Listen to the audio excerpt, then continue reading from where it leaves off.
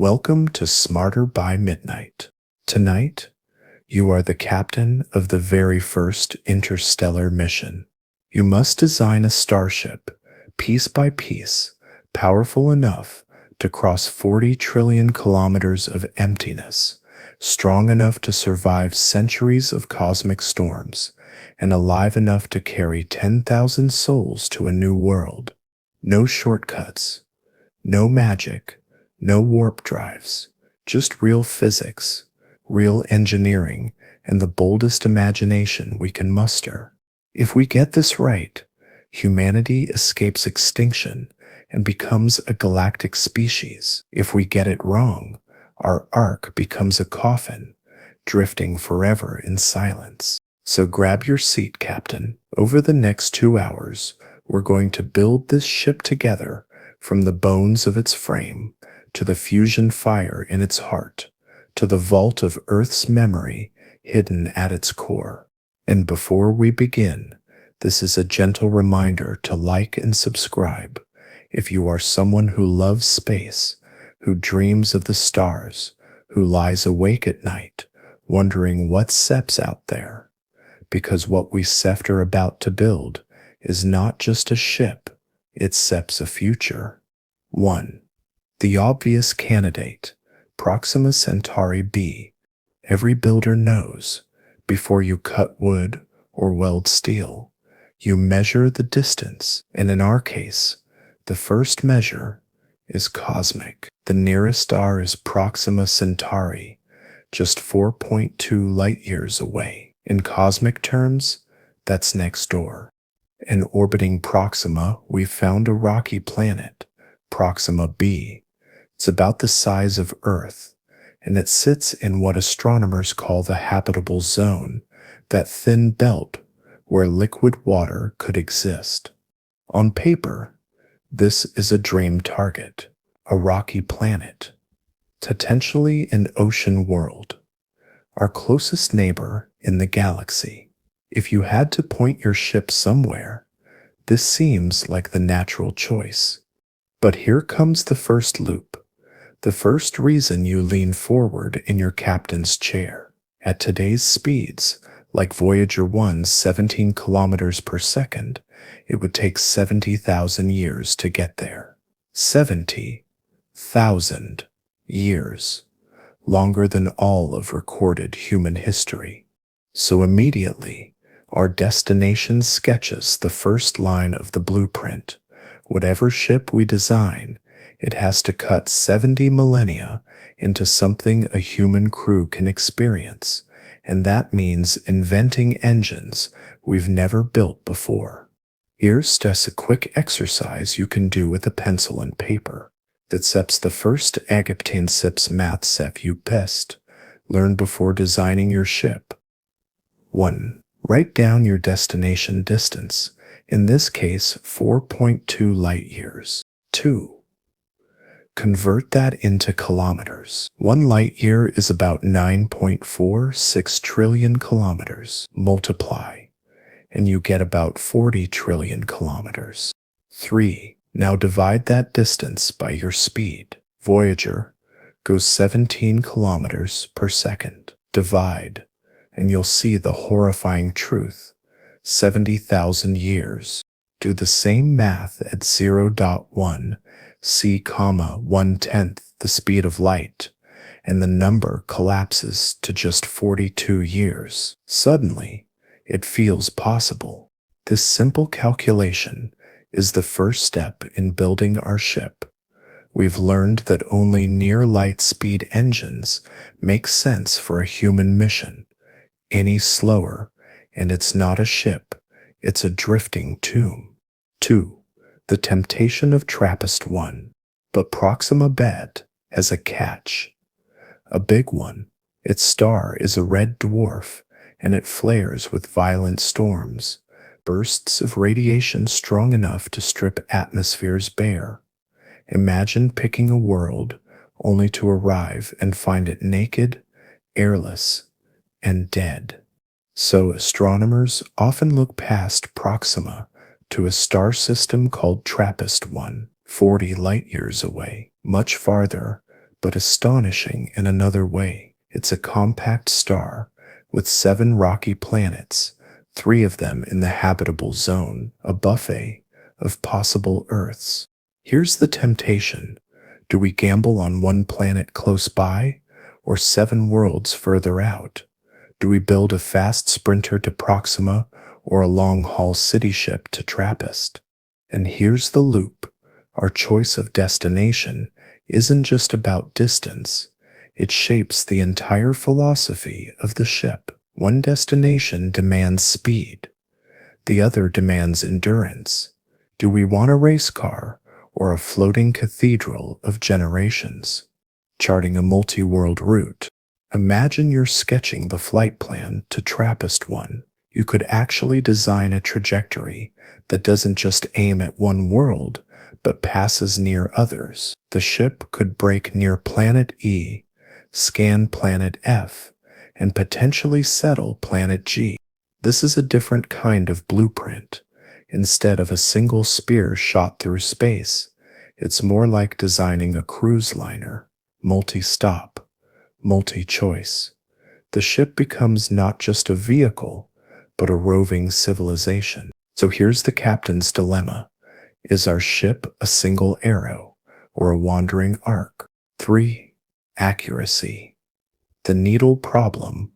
Distance isn't the only obstacle. At interstellar scales, accuracy becomes its own terror. A 1-degree error over 4 light years means you miss your planet by billions of kilometers. That's like trying to hit a coin on the moon with a paper airplane thrown from Earth. This is why star maps matter as much as engines. Our first interstellar navigators will use pulsars, distant neutron stars that flash like lighthouses. With them, we can triangulate a position to within a few hundred kilometers. Mini how-to. Imagine drawing lines from 3 flashing beacons in the sky. Where those lines cross, that's where you are. It's cosmic GPS. But here's the curiosity loop. How do you adjust mid-flight when even the smallest course correction at near light speed could tear your ship apart? 4. The case of Barnard's star. Let's not forget another candidate, Barnard's star. 6 light years away, smaller, older, calmer than Proxima. In 2018, astronomers thought they detected a super-Earth orbiting it, though the finding is debated. Here's the wonder. A calmer star might mean a quieter planet, even if it's a bit farther, and stability matters when you're staking the future of a species. Mini how-to. If you were designing the targeting system for a ship to Barnard's star, you'd have to account for stellar drift. Stars aren't fixed. They drift across the galaxy. Barnard's star itself moves faster across the sky than almost any other. That means our navigational map has to predict where it will be 50 years from launch. It's not just aiming at a star, it's aiming at a moving target. 5. Destination shapes the ship. Now the pattern emerges. Choosing the destination is building the ship. Proxima forces us to invent engines that push us faster than anything before. Trappist demands closed-loop societies that endure for centuries. Barnard requires precise navigation and long-term stability. Each destination sketches a different kind of machine: race car, arc, or long-haul freighter. That's the blueprint magic. Even before we touch steel or carbon fiber, the universe itself has already handed us our design constraints. It whispers, "Dest build for this, or you will not survive." 6. Closing wonder loop bridge to chapter 2. So now, Captain, you've pointed your finger at a star. Maybe Proxima B, the dangerous but close neighbor. Maybe Trappist 1, the bountiful but distant cluster. Maybe Barnard's star, the quiet sentinel just beyond. Whichever you chose, the first line of our starship has been drawn. The map is charted. The target is set. But the next question is more dangerous. What do you actually build it out of? Steel? Too heavy? Aluminum? Too weak? Graphene? Too exotic? The skeleton of our ship will decide whether it breaks apart after a decade or sails for centuries into the dark. In our next chapter, we'll roll up our sleeves and ask, how do you actually design the bones of a starship that must survive the unthinkable? Every ship begins with bones.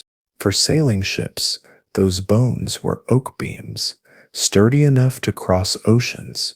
For airplanes, it was aluminum frames, light enough to take to the sky.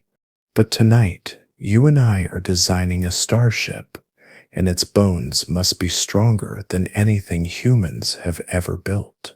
Why?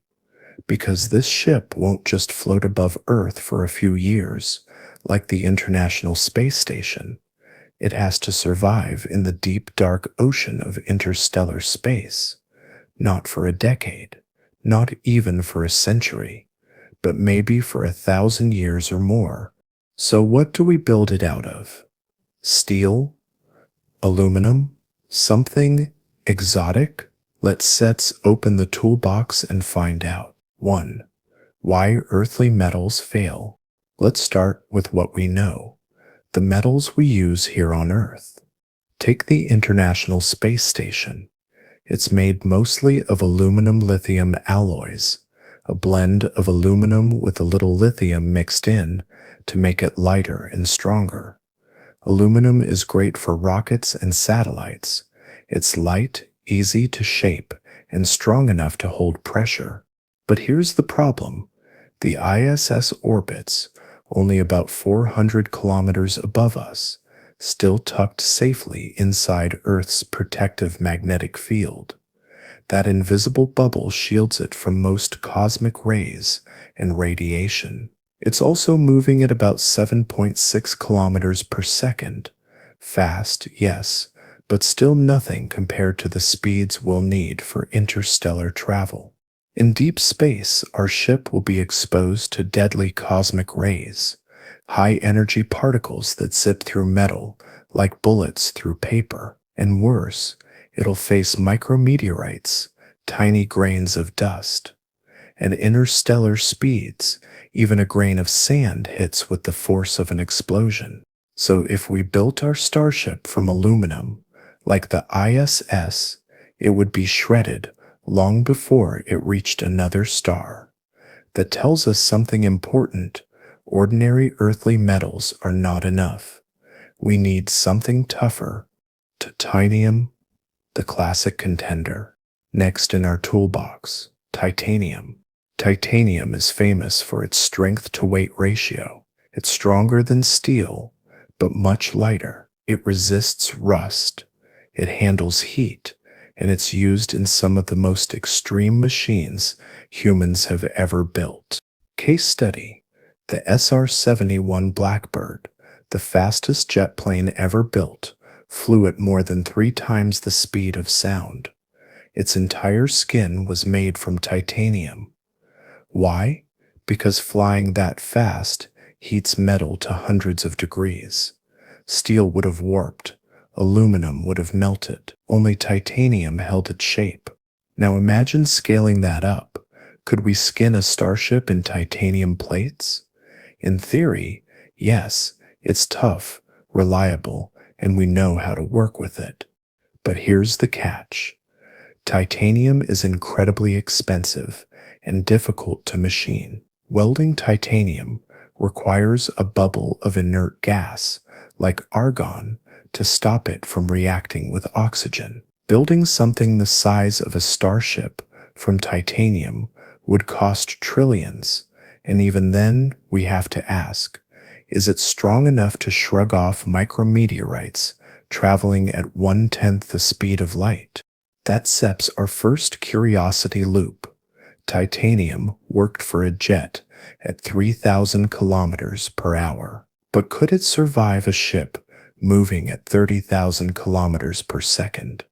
The scale difference is staggering. 3PO graphene and carbon composites, the dream skins. Now let sets dream bigger.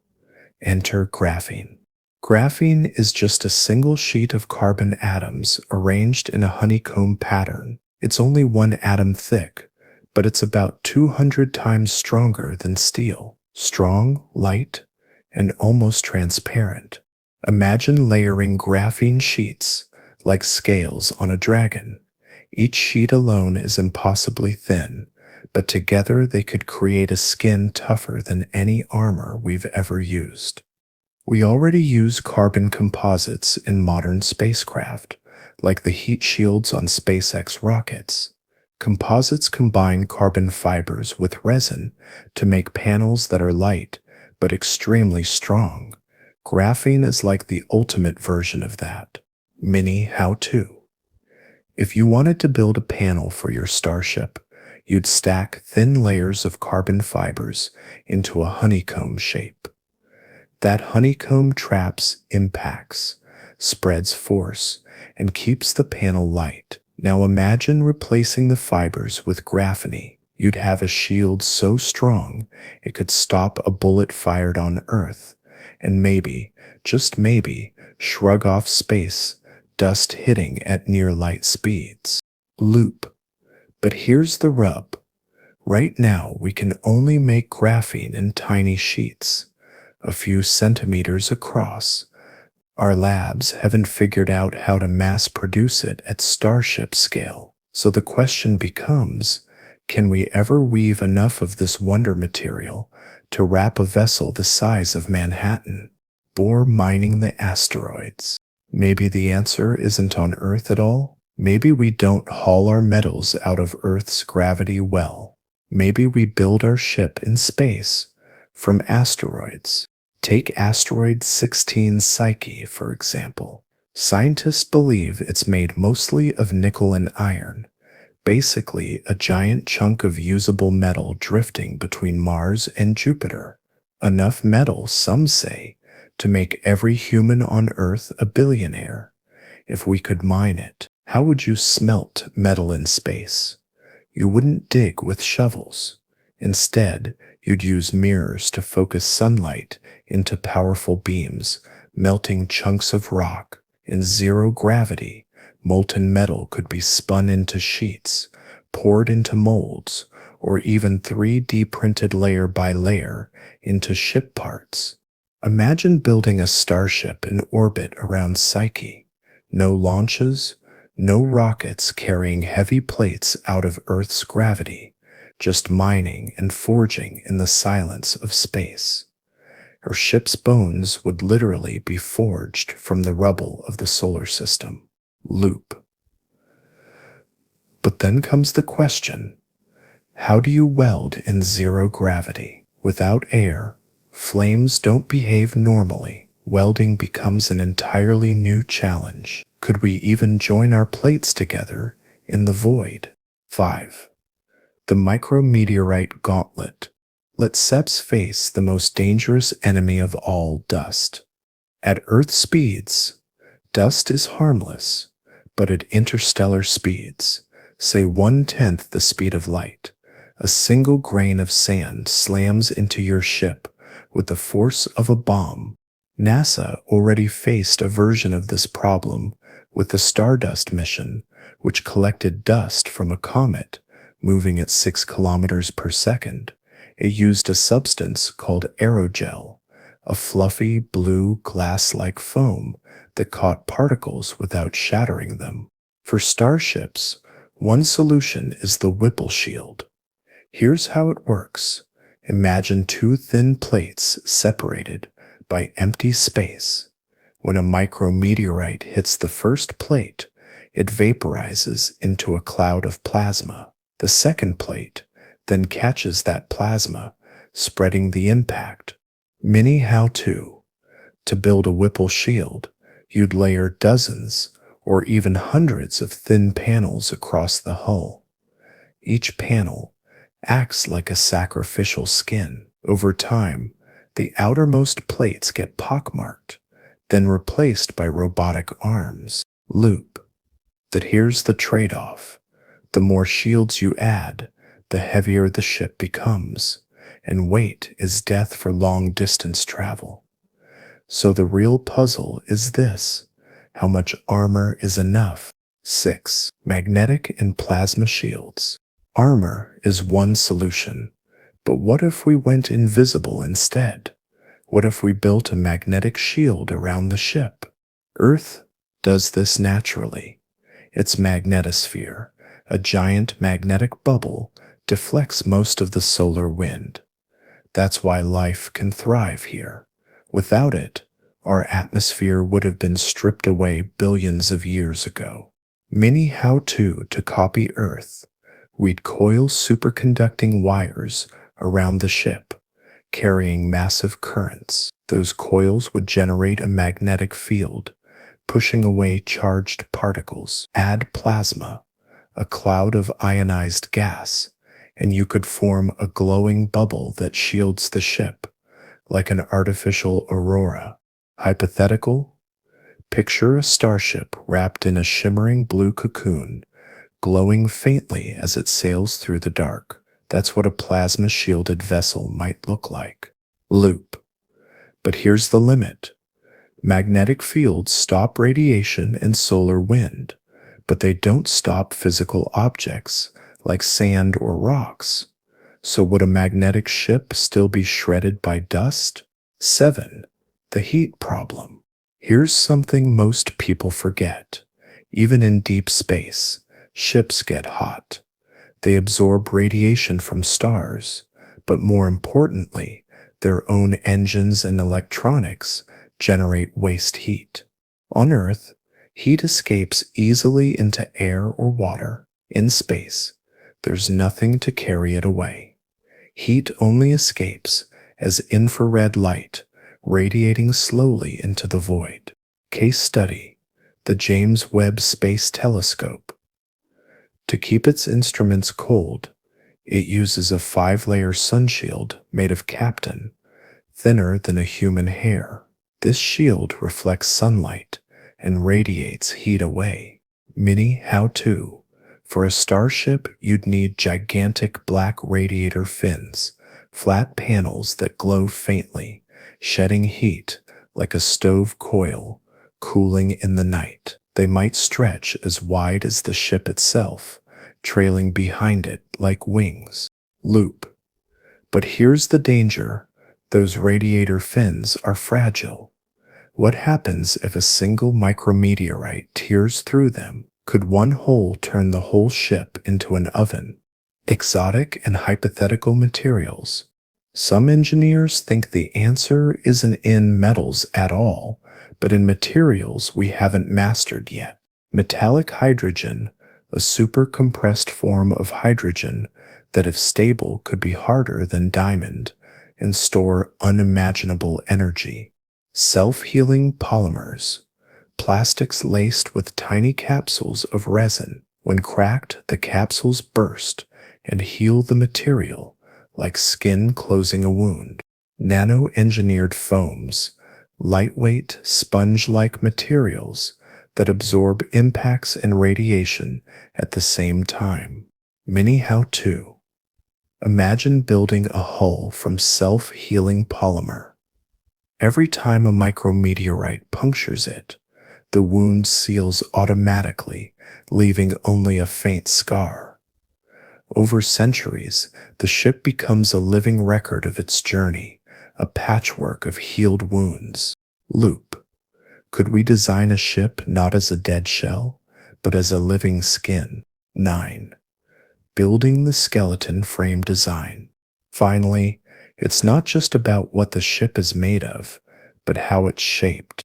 In space, you don't have gravity pulling down on beams. Structures can be lighter and stranger.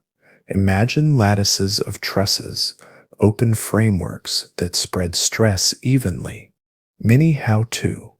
If you were designing such a skeleton, you'd use triangular patterns like geodesic domes or spider webs. Triangles don't bend, they spread load across the whole frame. In microgravity, that means maximum strength with minimum weight.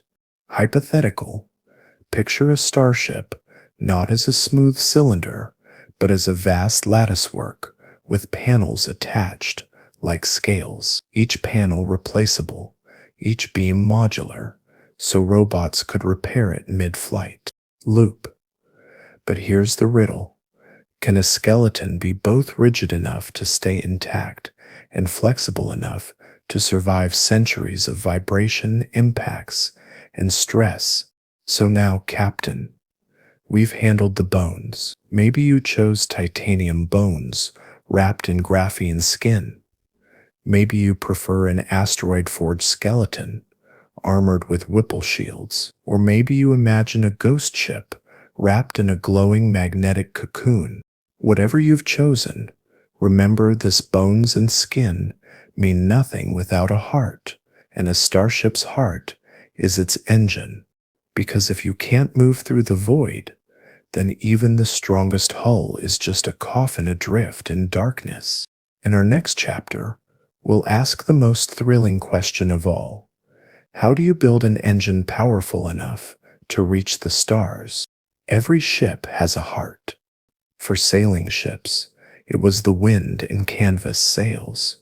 For airplanes, it was the roar of jet engines. For rockets, it's a chemical flame that lasts only minutes. But tonight, Captain, we are not sailing oceans or skies. We are sailing the stars, and that means our ship needs a heart like no other. A heart that can burn not for minutes or hours, but for decades. A heart strong enough to push us faster than anything humanity has ever known. So let's open the engine bay and decide what kind of heart should we give our starship. Why rockets one step work? Let's start by crossing something off the list. Chemical rockets. They're wonderful for launching payloads into orbit. That's how we went to the moon. That's how we built the International Space Station. They burn liquid hydrogen and oxygen, blasting fire and smoke with a deafening roar. But for interstellar travel, they are useless. Here's why. At their best, chemical rockets can reach maybe 15 kilometers per second. Sounds fast, right? But the nearest star, Proxima Centauri, is 40 trillion kilometers away. Do the math, and that's 85,000 years of travel, longer than all of human history. So, Captain, we close the book on chemical rockets. They'll get us into orbit, but they will never get us to another star. 2. Nuclear power, fission and fusion. Next, let's reach for something hotter. Nuclear power. First, nuclear fission. That's splitting atoms, what runs our nuclear submarines. We could heat hydrogen with a reactor and blast it out the back, twice as efficient as chemical rockets. Yes, but still nowhere near enough. We'd shave 85,000 years down to 40,000. Still hopeless. But then comes nuclear fusion, the same fire that powers the sun. Instead of splitting atoms apart, we squeeze them together. When hydrogen becomes helium, the energy released is astonishing. Back in the 1970s, a team designed Project Daedalus, a starship powered by fusion pellets, tiny frozen beads of fuel, zapped by lasers, exploding like little hydrogen bombs one after another. The math said such a ship could reach 12% the speed of light. That would carry us to Barnard's star in just 50 years. Suddenly, the impossible looked almost possible. But here's the loop. Even today, in 2025, we haven't built a single working fusion reactor on Earth that produces more energy than it consumes. If we can't master it on Earth, How do we expect to master it in space? Fusion is powerful, but it's still a dream we can't quite hold. 3. Antimatter, the dangerous dream. Then there's SEP's antimatter. Antimatter is the mirror twin of matter. When a particle of matter touches its opposite, they annihilate in a flash, releasing pure energy. Just 1 gram of antimatter colliding with 1 gram of matter produces the energy of a nuclear bomb. That's how dense it is. Now imagine an engine that drips antimatter into fuel, annihilating it, producing thrust. In theory, it's the most efficient engine in the universe. But here's the problem. Today, antimatter costs trillions of dollars per gram to produce in particle accelerators. And storing it? You can't put it in a jar. It has to be held in magnetic bottles, because if it touches anything, it explodes. Could antimatter be the ultimate fuel? Yes, but it's so dangerous and so rare that right now it feels more like a science fiction prop than a real engine. For light itself, solar and laser sails. But what if we didn't set carry any fuel at all? What if we let light push us instead? This is the dream of solar sails. Imagine a giant reflective sheet as thin as a soap bubble spread out across kilometers. Sunlight bounces off it, pushing ever so gently. No fuel, no engines, just light. Japan already tested it. The Icarus probe unfurled a 14-meter sail in 2010, and it worked. A spacecraft pushed by nothing but sunlight. But the real breakthrough is laser sails. Instead of sunlight, we fire enormous lasers from Earth, aiming at the sail, pushing it forward like a cosmic kite. The Breakthrough Starship project wants to do this with tiny ships, just a few grams each, pushed to 20% the speed of light. Mini how-to. Imagine aiming a flashlight at a toy boat. The boat drifts forward. Now imagine replacing the flashlight with a laser and the boat with a starship. That's the idea. The catch? At interstellar speeds, the sail could rip apart from tiny impacts. And aiming a laser across light years, that's like trying to shine a laser pointer on a coin across the ocean. Beautiful, elegant, but fragile. With 5, nuclear pulse, the bomb ship, and then there's the most outrageous idea of all, Project Orion. Picture this. At the back of your ship, you mount a giant steel plate cushioned with shock absorbers. Behind it, you drop nuclear bombs. Yes, bombs. You detonate them one after another. Each blast slams into the plate, shoving the ship forward like a giant cosmic pogo stick. It sounds insane, but the math works. Orion could, in theory, reach 10% the speed of light. The problem? Testing it would mean detonating hundreds of nuclear bombs, and that was politically impossible. The project was canceled in the 1960s. But the truth remains, if desperation ever struck, this is one engine humanity already knows how to build. Crude, dangerous, but possible. 6 exotic engines. Beyond today, says science. And of course, there are stranger dreams. A Bussard ramjet with a scoop that collects hydrogen from space, feeding a fusion engine forever. The problem? The scoop itself creates more drag than thrust. A black hole engine, where you feed matter into a microscopic black hole, and the radiation powers your ship. But creating or controlling a black hole, we're nowhere close. And finally, the most famous dream of all, the warp drive. Instead of moving through space, you bend space itself, folding it like a rug so you can step across instantly, mathematically possible. Physically, it requires negative energy, something we've never even seen. These are fun to imagine, but right now they're beyond our reach. 7. Making our choice. So, Captain, West, I've looked at them all.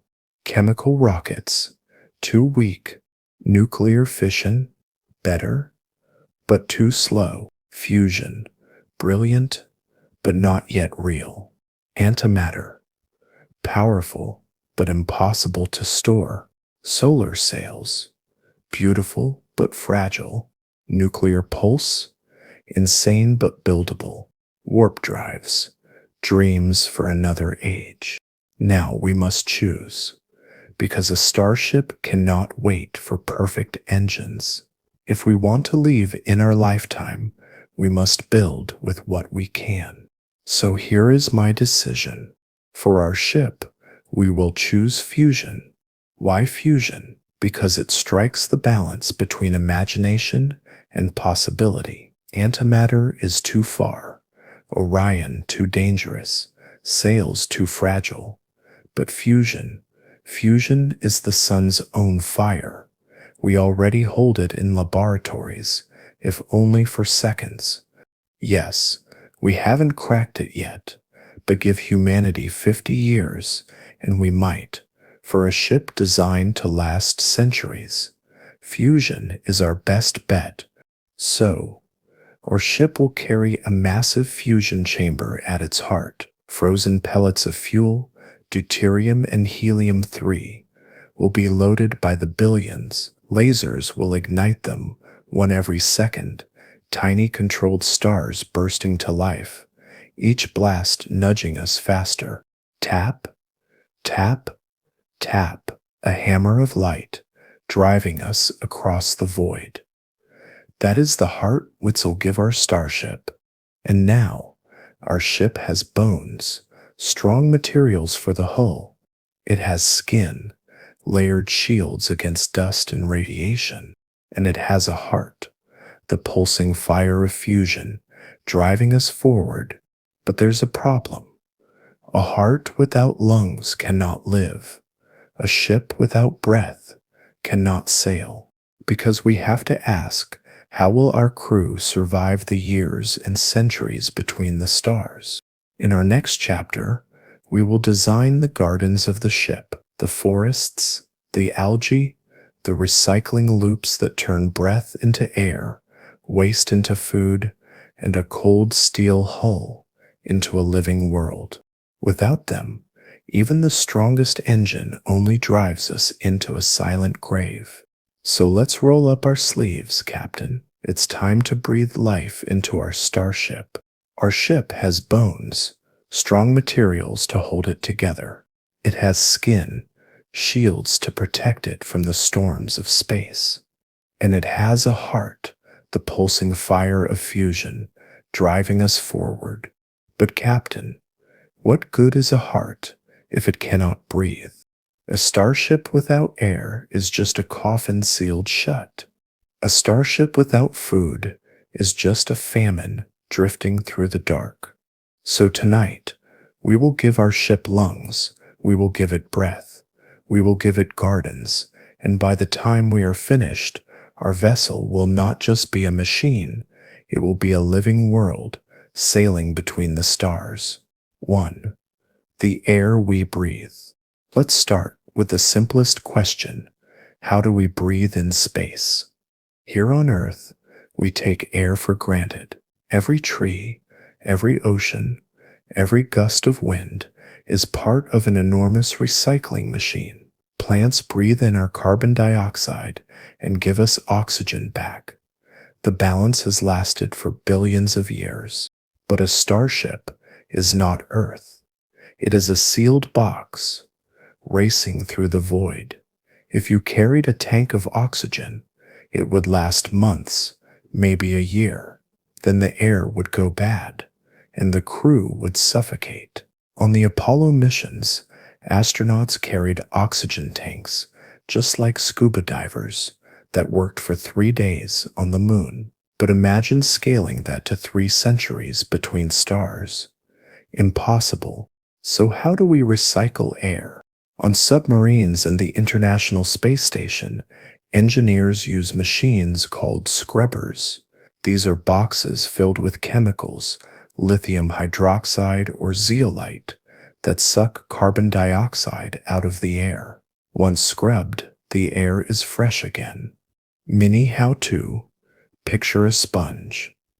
But instead of soaking up water, it soaks up the carbon dioxide you exhale. That's what a scrubber does. The ISS even has an advanced version that not only captures carbon dioxide, but splits it apart, turning it back into oxygen and methane. That works for a crew of 6 for a few months, but our starship will sail for generations. Generations of people breathing in, breathing out, every second. So here's our first loop. Machines alone are not enough for centuries of breath. We need life to help us.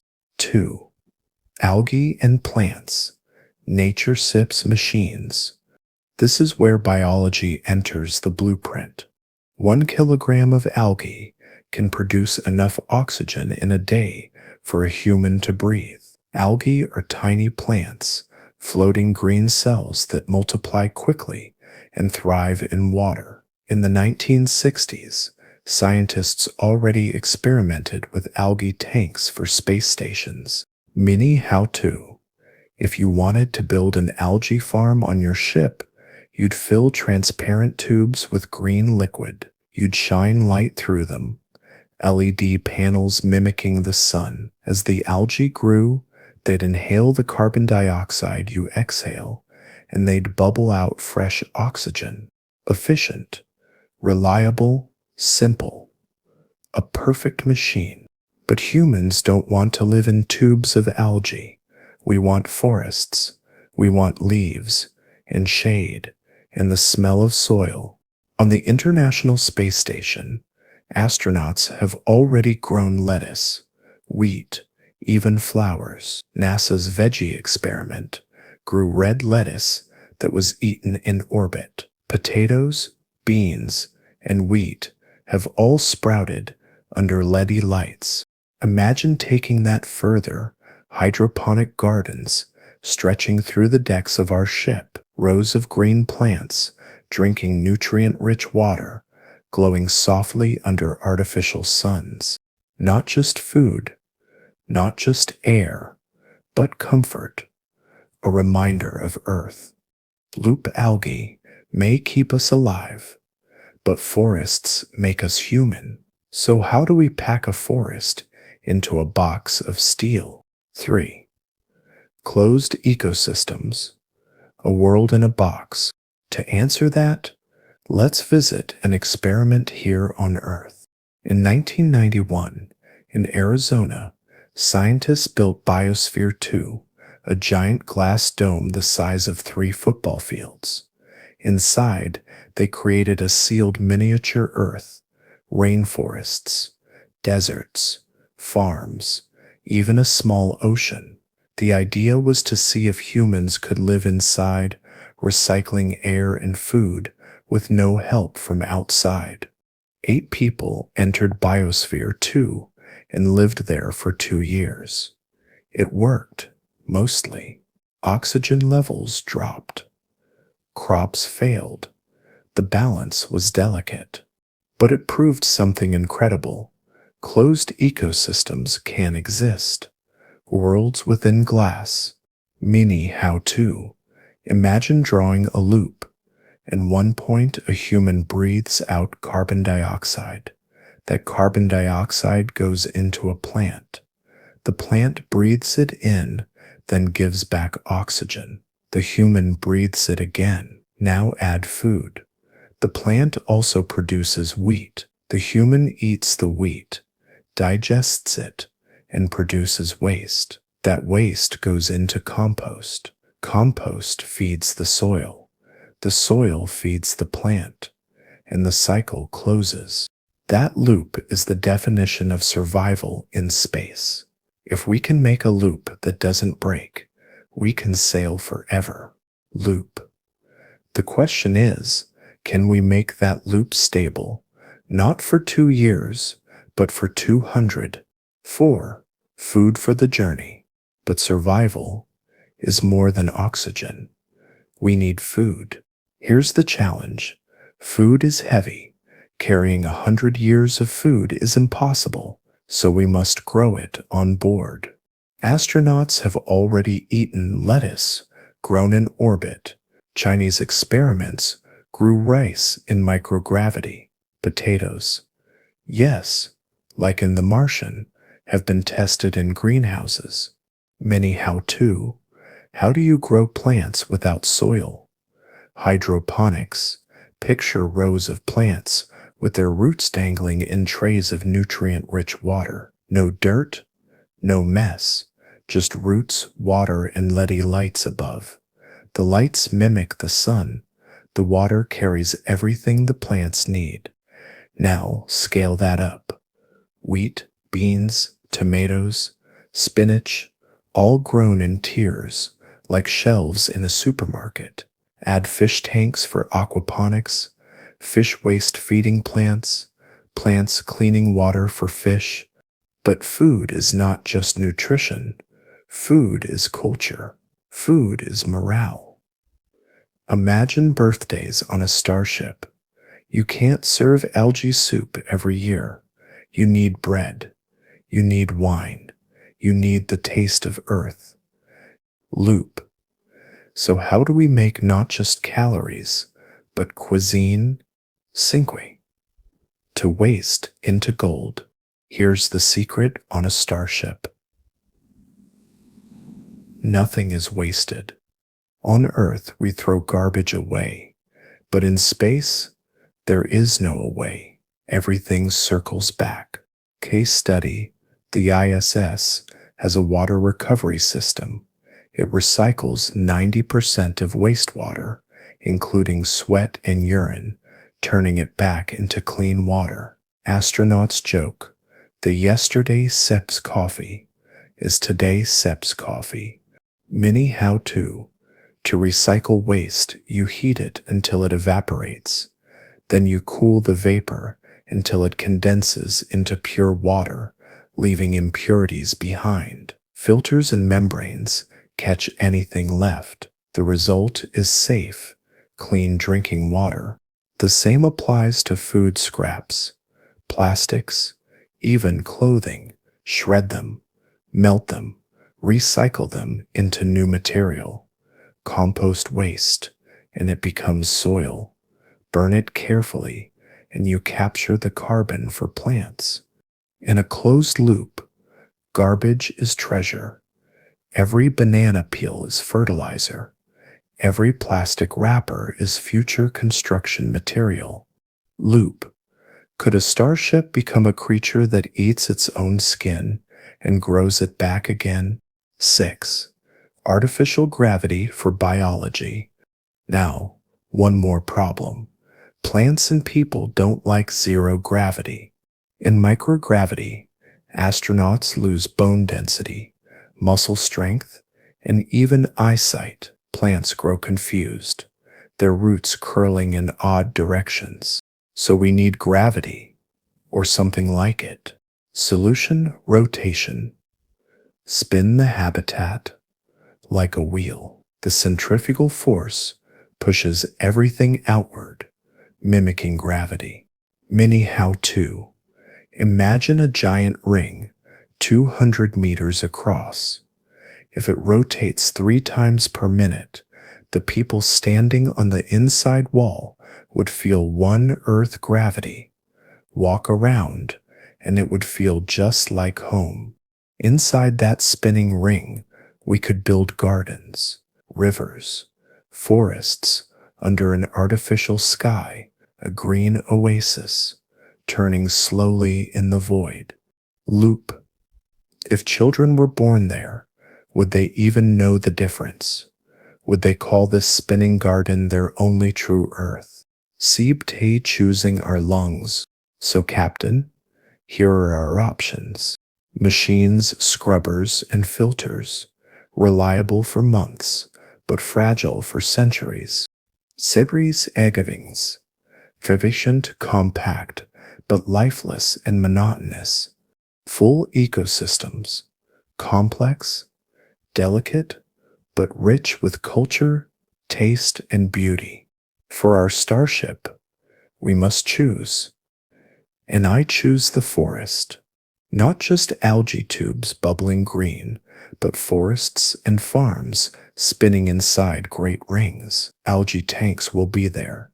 Yes, quietly bubbling in the background, but they will be the backup singers. The lead will be orchards of apple trees, rows of golden wheat, tanks of fish circling in aquaponic ponds. Our ship will have lungs, but not just lungs. It will have gardens. It will have kitchens. It will have parks. It will not be a prison of metal, but a living ark of earth itself. That is how we will breathe across the stars. And so, Captain, we have given our starship life. It breathes with algae and forests. It eats with hydroponic farms. It recycles its waste into new gold, and in its spinning rings, it carries Earth's memory, air, food, forests, and soil, all tucked into a living loop. But there is still one enemy left. Outside our hull lies the storm of the galaxy, radiation, cosmic rays, and dust that moves faster than bullets. If we want our gardens to survive, if we want our children to laugh in those spinning forests, we must armor the ship.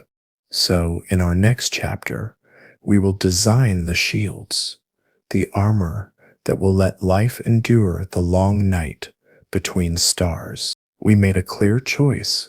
Our ship's life support system is a hybrid biosphere, algae tanks for backup, but primarily forests, farms, and spinning rings.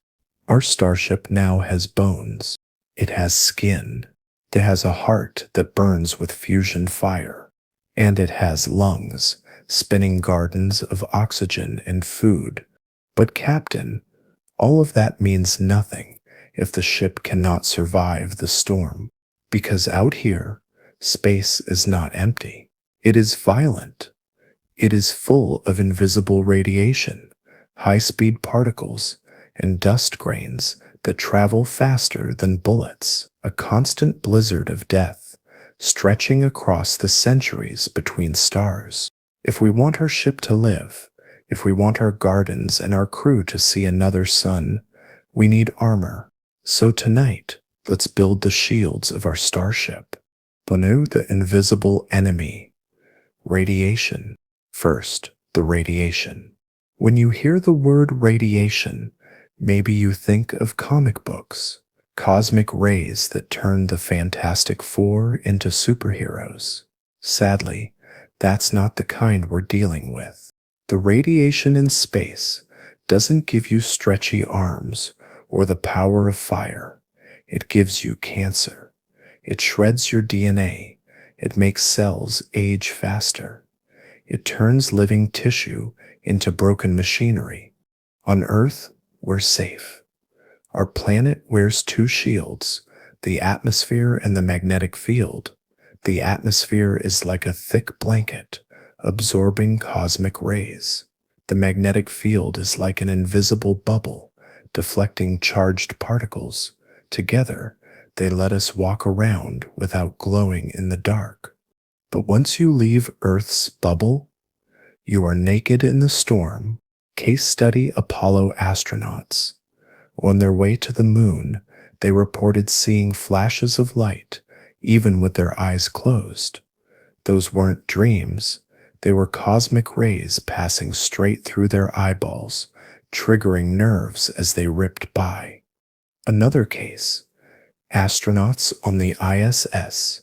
They orbit inside Earth's magnetic field, so they're mostly protected, but even there, their cancer risk increases, and that's after a few months. Imagine a voyage of a few centuries. So, how do we block radiation? The simplest way is mass. Peel up enough stuff, and it absorbs the rays. That's why lead is used in X-ray rooms. But lead is heavy, and in starships, every kilogram matters. Mini how-to. Think of radiation like rain. If you're outside in a drizzle, a raincoat is fine. If you're in a hurricane, you need a roof. In space, the radiation is a hurricane. So we need not just coats, but walls thick enough to turn the storm into a whisper. 2 micrometeorites, bullets of dust, and then there steps the dust. In interstellar space, dust sounds harmless. A grain of sand, a flake of ice, nothing to fear. But here's the catch. Our ship will be flying at 1/10 the speed of light. That's 30,000 kilometers per second. At that speed, even a grain of sand slams into the hull with the energy of a hand grenade.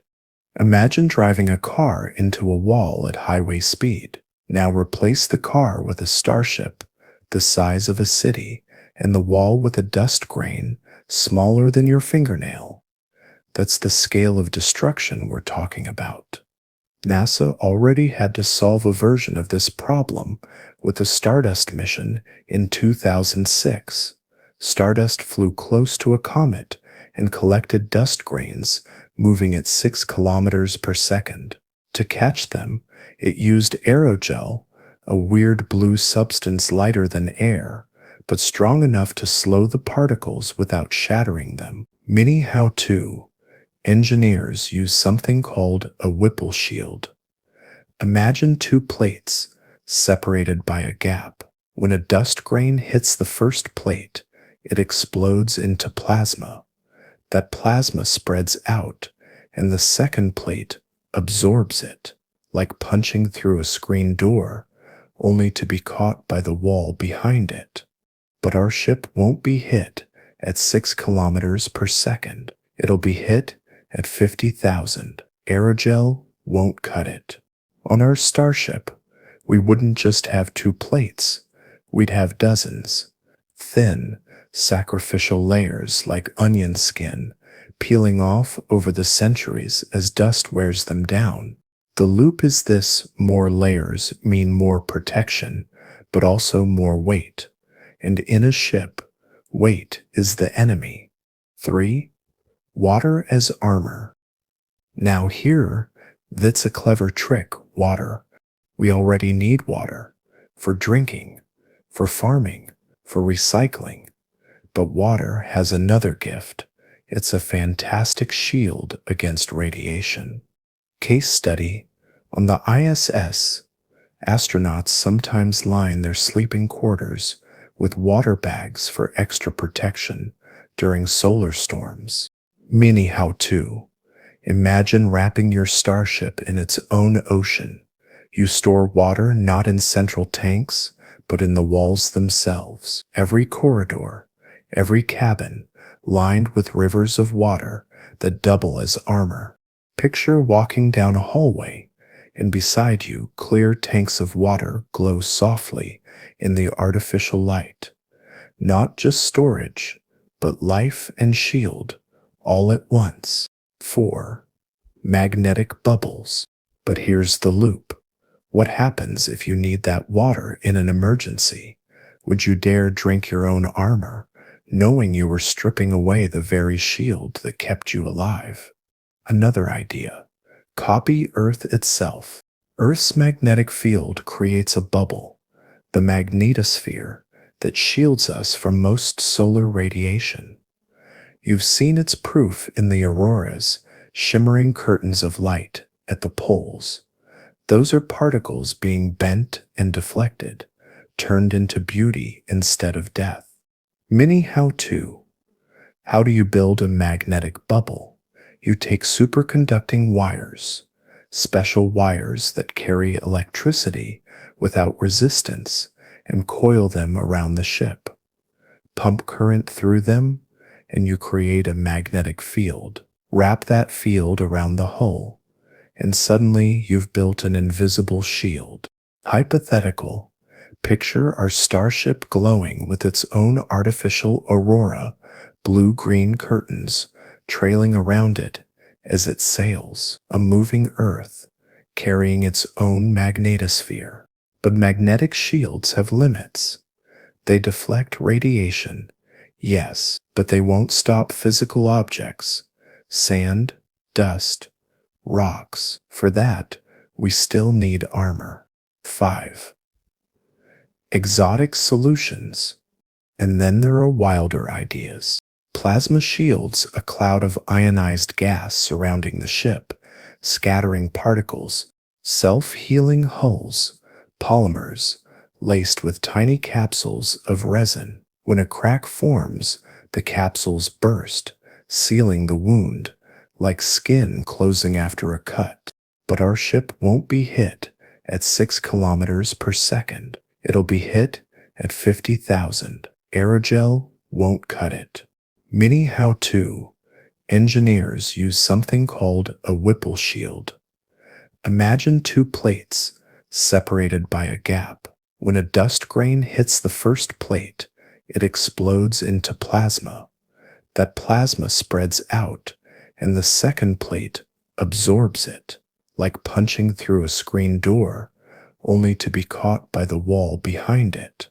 On our starship, we wouldn't just have 2 plates, we'd have dozens. Thin, sacrificial layers like onion skin, peeling off over the centuries as dust wears them down. The loop is this: more layers mean more protection, but also more weight. And in a ship, weight is the enemy. 3. Water as armor. Now here, that's a clever trick, water. We already need water for drinking, for farming, for recycling.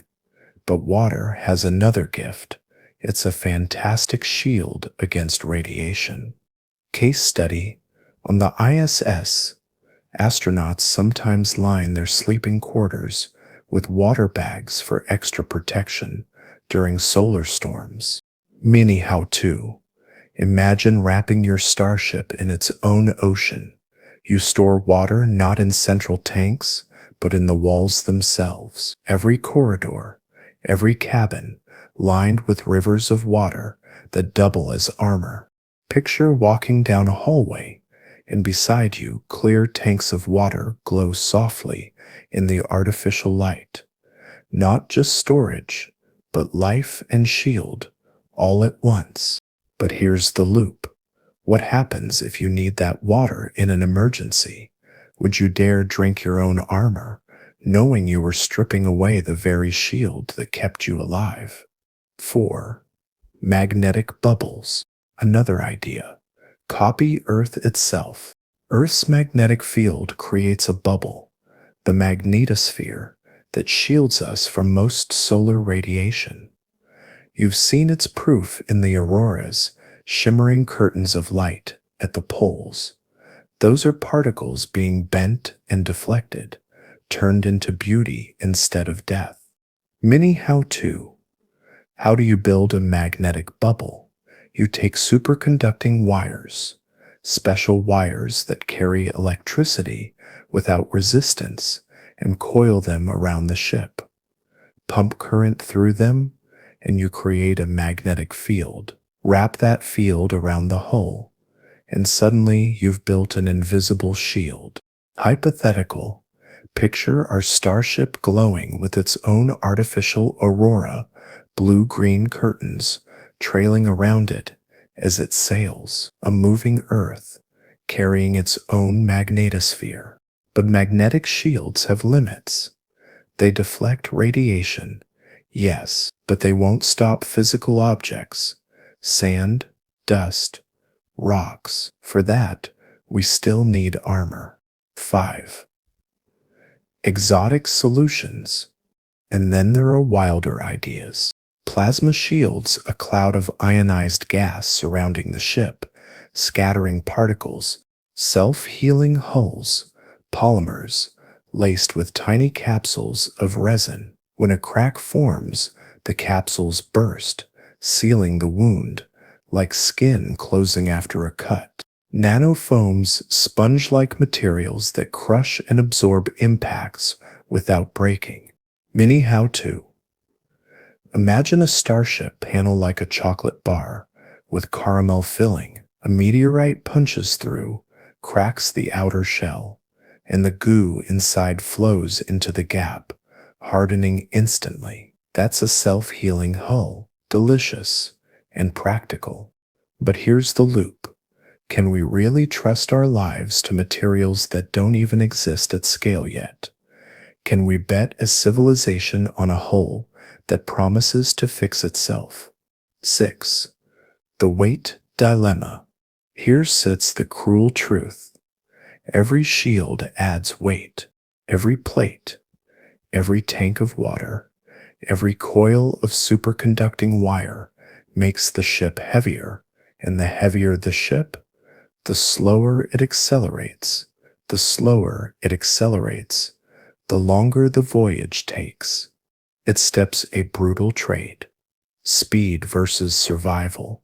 Do we sail lightly, gambling on luck to dodge the storm, or do we wrap ourselves in armor, turning the ship into a safe but lumbering ark? 7. Choosing our shield. So, Captain, it sets time to decide. Titanium bones and Whipple layers? Reliable, but heavy. Magnetic bubble? Elegant, but experimental. Water armor? Practical, double use, but risky if drained. Plasma and self-healing skins? Promising, but untested. For our starship, we must make a choice. And I choose this, an onion of armor with water in its heart. Here zips the vision. The outer hull layered Whipple shields, thin plates designed to peel and sacrifice themselves. Behind them, thick tanks of water, lining the walls, glowing like rivers through the ship. Water that our gardens drink, that our crew sips, that also turns away the storm. Deeper still, a magnetic field coiled around the ship, adding an invisible bubble of protection against the fiercest rays. A 3-layer defense: metal, water, magnetism. Our starship will sail wrapped in its own oceans, an ark not just of steel, but of rivers, an ark that carries life and drinks its own armor, an ark that turns death into shield. So now, our ship has bones, skin, lungs, a heart, and armor. It is no longer naked in the void. It sails like a knight in shining layers, wrapped in rivers and fields of magnetism. But Captain, even a knight needs a compass, because you can have the strongest ship in the universe and still sail forever in the wrong direction. So in our next chapter, we will chart the map. We will build the navigation systems that let us aim at a world we cannot see with our eyes. We will design the compass of the stars. Our ship has bones. It has skin. It has lungs, a beating heart, and armor to survive the storm. But Captain, even the strongest ship is useless if it sails blind, because out here, in the black between stars, there are no road signs, no highways, no GPS satellites beeping directions. If we miss our target by even 1 degree, we don't just drift off course, we miss entire solar systems.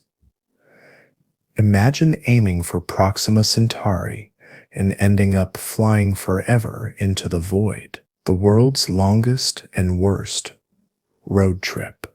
So tonight, we give our ship a compass. We give it eyes. We give it a voice to call home. Tonight, we build the navigation and communication systems of our starship. 1. The terror of missing. The Ts start with scale. Proxima Centauri, 40 trillion kilometers away. That's 4 followed by 13 zeros. Now imagine we launch our ship, perfectly aligned, but 1 degree off course. Just one. After 40 trillion kilometers, we'd miss Proxima by billions, not millions. Billions, our ship would sail into black emptiness, never to find a home. It's like firing an arrow at a target across an ocean. If you're even a hair off, you miss the island entirely. So navigation isn't just important, it's survival. 2 star maps in motion. You might think we can just aim at a star like Proxima and go straight, but stars don't sit still. They drift across the galaxy. Case study Barnard's star. It moves faster across our sky than almost any other star. By the time our ship arrives, Barnard's star won't even be where it was when we launched. Mini how-to. To aim correctly, we need to predict where our target star will be centuries from now. That means astronomers must chart its velocity, its drift, down to the tiniest fraction, plot its path like a moving dartboard, and then aim not at where it is, but at where it will be. It's like leading a target in a video game. You don't aim at the duck, you aim at where the duck will fly. 3. Pulsars, the cosmic lighthouses. Once we set our sailing, how do we know where we are? On Earth, we use GPS. Dozens of satellites orbiting overhead, sending signals. But there are no satellites in deep space. Instead, we look to pulsars. Pulsars are neutron stars, collapsed remnants of giant stars that spin and flash beams of radiation with incredible regularity. Some pulse hundreds of times per second, more precise than atomic clocks. Mini how-to. Imagine 3 lighthouses on a dark shore, each blinking a steady rhythm. If you measure the timing of each flash, you can figure out exactly where you are. Pulsars work the same way. By comparing the arrival times of pulses from different pulsars, a ship can triangulate its position anywhere in the galaxy. Case study. In 2017, China's XPNav-1 satellite became the first to test pulsar navigation in orbit.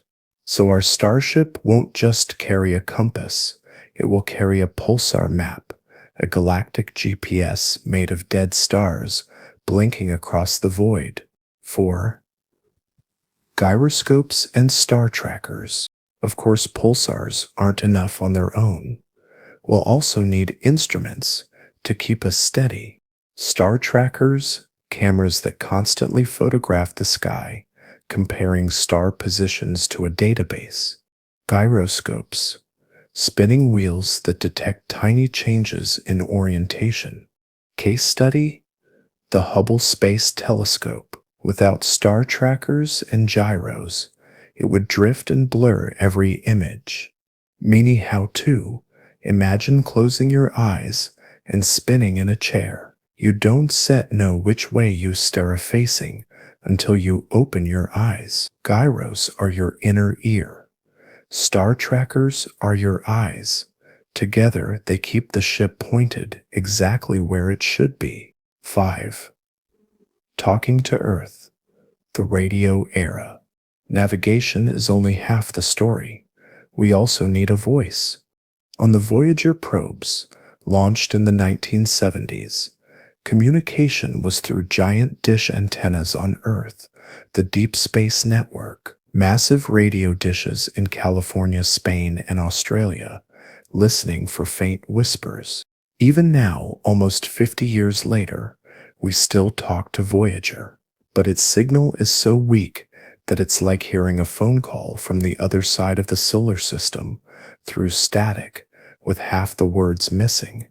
Mini how-to, a spacecraft's antenna beams radio waves like a flashlight, but radio spreads out.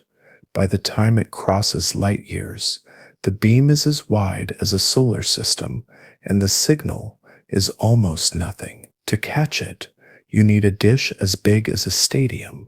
So radios work, but barely for interstellar distances. Whistle needs something sharper. 6. Lasers, whispering across light years. The solution: lasers.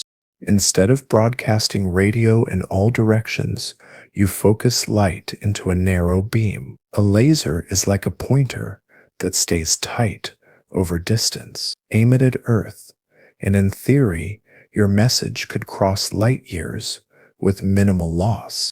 Case study: NASA has already tested laser communications with the Lunar Laser Com demo in 2013, sending data 239,000 miles at 20 times the speed of radio links. Mini how-to. Picture shouting across a canyon. Your voice spreads, echoes, and fades. Now picture a laser pointer, a perfect line of light hitting one spot. That's the difference. The catch? You have to aim perfectly. Imagine trying to keep a flashlight pointed at a coin on Earth from 4 light years away. Any wobble, and the message is lost. But with pulsar maps and gyros, we can keep that beam steady. 7. The time delay. Now here's the kicker. Even with lasers, communication isn't instant. Light itself takes 4 years to travel to Proxima. That means if our crew sends a message, we've arrived. Earth won't hear it until 4 years later. And if Earth replies, it's another 4 years back, an 8-year round trip, just to say hello. Mini how-to. Imagine sending a text message to your friend, and by the time they reply, you've already graduated school, moved cities, and had kids. That's interstellar texting. So our ship must be able to survive without constant instructions. Communication is for reassurance, not guidance. 8. Choosing our compass and voice. So, Captain, what do we choose? Star trackers and gyros for stability, pulsars for galactic GPS, a laser dish to whisper across light years, and maybe a radio backup for redundancy. That will be our compass. That will be our voice. Our ship will navigate by the heartbeat of dead stars, triangulating across the galaxy with cosmic lighthouses. And when it speaks, it will speak with a thin red laser beam, steady as an arrow, carrying whispers of humanity home.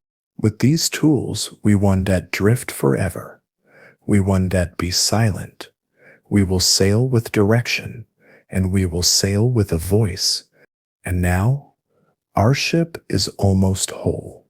It has bones, lungs, armor, a heart, and now a compass to steer, and a voice to call home. But one question remains. Who will sail it? Who will live inside it, generation after generation? Because steel and fusion and forests mean nothing without people to breathe, eat, laugh, and love within those walls. So in our next chapter, Captain, we still step inside the ship, not as builders, but as crew. We still choose who boards, how they live, and how a society survives across the stars. Our ship is almost whole. It has bones and skin, lungs to breathe, armor to survive, and a compass to guide it. But Captain, there's one truth left. A ship is only alive if someone walks its halls. Without people, without laughter, without children running through the gardens, our vessel is just a coffin dressed up in steel and light. So tonight, we step inside. Tonight, we decide who boards, how they live, and how a society survives across the centuries between stars. One who gets to go. Imagine the moment. Earth announces the first interstellar mission. The destination, Proxima Centauri b. The crew, a few thousand souls chosen to sail forever. But who gets a ticket? History tells us it will not be simple. When colonists boarded ships for the New World, not everyone was welcome. Some were adventurers, some were farmers, some were prisoners offered exile instead of jail. Every voyage carries not just hope, but politics. On our ship, the crew must be more than explorers. They must be farmers, doctors, engineers, teachers, artists, a small world in miniature, enough diversity that no single skill, no single culture defines the mission. Picture the application process, not just grades or muscles, but balance, a mosaic of humanity carefully assembled. If you want the ship to endure for centuries, you need every piece of the puzzle. Someone who can repair a fusion coil, someone who can birth children, someone who can play violin in the quiet nights when the void feels too close. The cruel truth: billions will want to go. Only thousands can. For every ticket given, 1,000 are denied. Our starship carries not just people, but choices that will echo for generations. 2. How many do we need? Now comes another question. How many people do we actually need? Scientists who study population genetics once ran the numbers. To keep a population stable over centuries, without inbreeding or collapse, you need at least a few hundred genetically diverse individuals. Others argue you'd need thousands to absorb accidents, disease, or cultural rifts. Think of it like Noah's Ark. Too few animals, and the species dies out. Too many, and the ark sinks under its own weight. So on our ship, let's imagine a crew of 10,000, enough to carry diversity, to build a culture, to feel like a real town rather than a lonely outpost. 10,000 souls, embarking on a voyage where they will live, die, and be replaced by their children long before the ship reaches another star. 3. Living in a closed world. Now imagine daily life aboard. You wake not to sunrise, but to the glow of artificial lights overhead. You walk to a greenhouse where wheat and tomatoes grow under LED panels. The air smells faintly of algae bubbling in tanks that recycle your breath. Children laugh as they run around the spinning ring, feeling gravity tug at their feet. Somewhere, music plays, a string quartet, the notes floating softly through recycled air. But it is not all beauty. In a closed world is fragile. Waste must be recycled perfectly. Nothing can be thrown away. Every banana peel, every drop of sweat, every scrap of clothing is fed back into the system. Imagine flushing a toilet and knowing the water you release will come back to you, filtered and purified, in a glass tomorrow. Imagine tossing food scraps into a composter that churns, steams, and transforms them into soil for the next harvest. Here, waste is not garbage. Waste is the heartbeat of survival. 4. The question of government. With people comes politics. How do you govern a world that floats between stars? On Earth, we've tried kings, parliaments, democracies, dictatorships. On a starship, none will survive untouched. A voyage of centuries demands stability, but also flexibility. Picture it: 10,000 souls living in spinning rings. Do you rule them with a central council? Do you give every citizen a vote? Or do you design something new, something fit for the void? Maybe the ship itself is part of the government. The AI that monitors the fusion heart and the algae tanks also counts the votes. settles disputes, distributes resources, not a dictator, but a caretaker. But even then, who programs the caretaker? Whose values does it carry? History whispers warnings. The Mayflower carried dreams of freedom, but also division. The mutiny on the Bounty proved that a ship can fracture into rebellion. A starship is no different. Authority must be earned, trust must be renewed, or the voyage may tear itself apart from within. Education across generations. Now think of the children. The first crew will launch with excitement. They will know Earth, remember its skies and oceans, but their children will never see it. Their grandchildren will not even believe it was real. For them, the ship is Earth. The walls of steel are the horizon. So how do you teach them who they are? Education becomes more than reading and writing. It is survival. Every child must learn to repair hydroponic farms, to monitor fusion reactors, to recycle water. A single mistake, a single forgotten lesson, and the ship could fail. Imagine classrooms under glowing lamps, where teachers tell stories of Earth, not as home but as legend.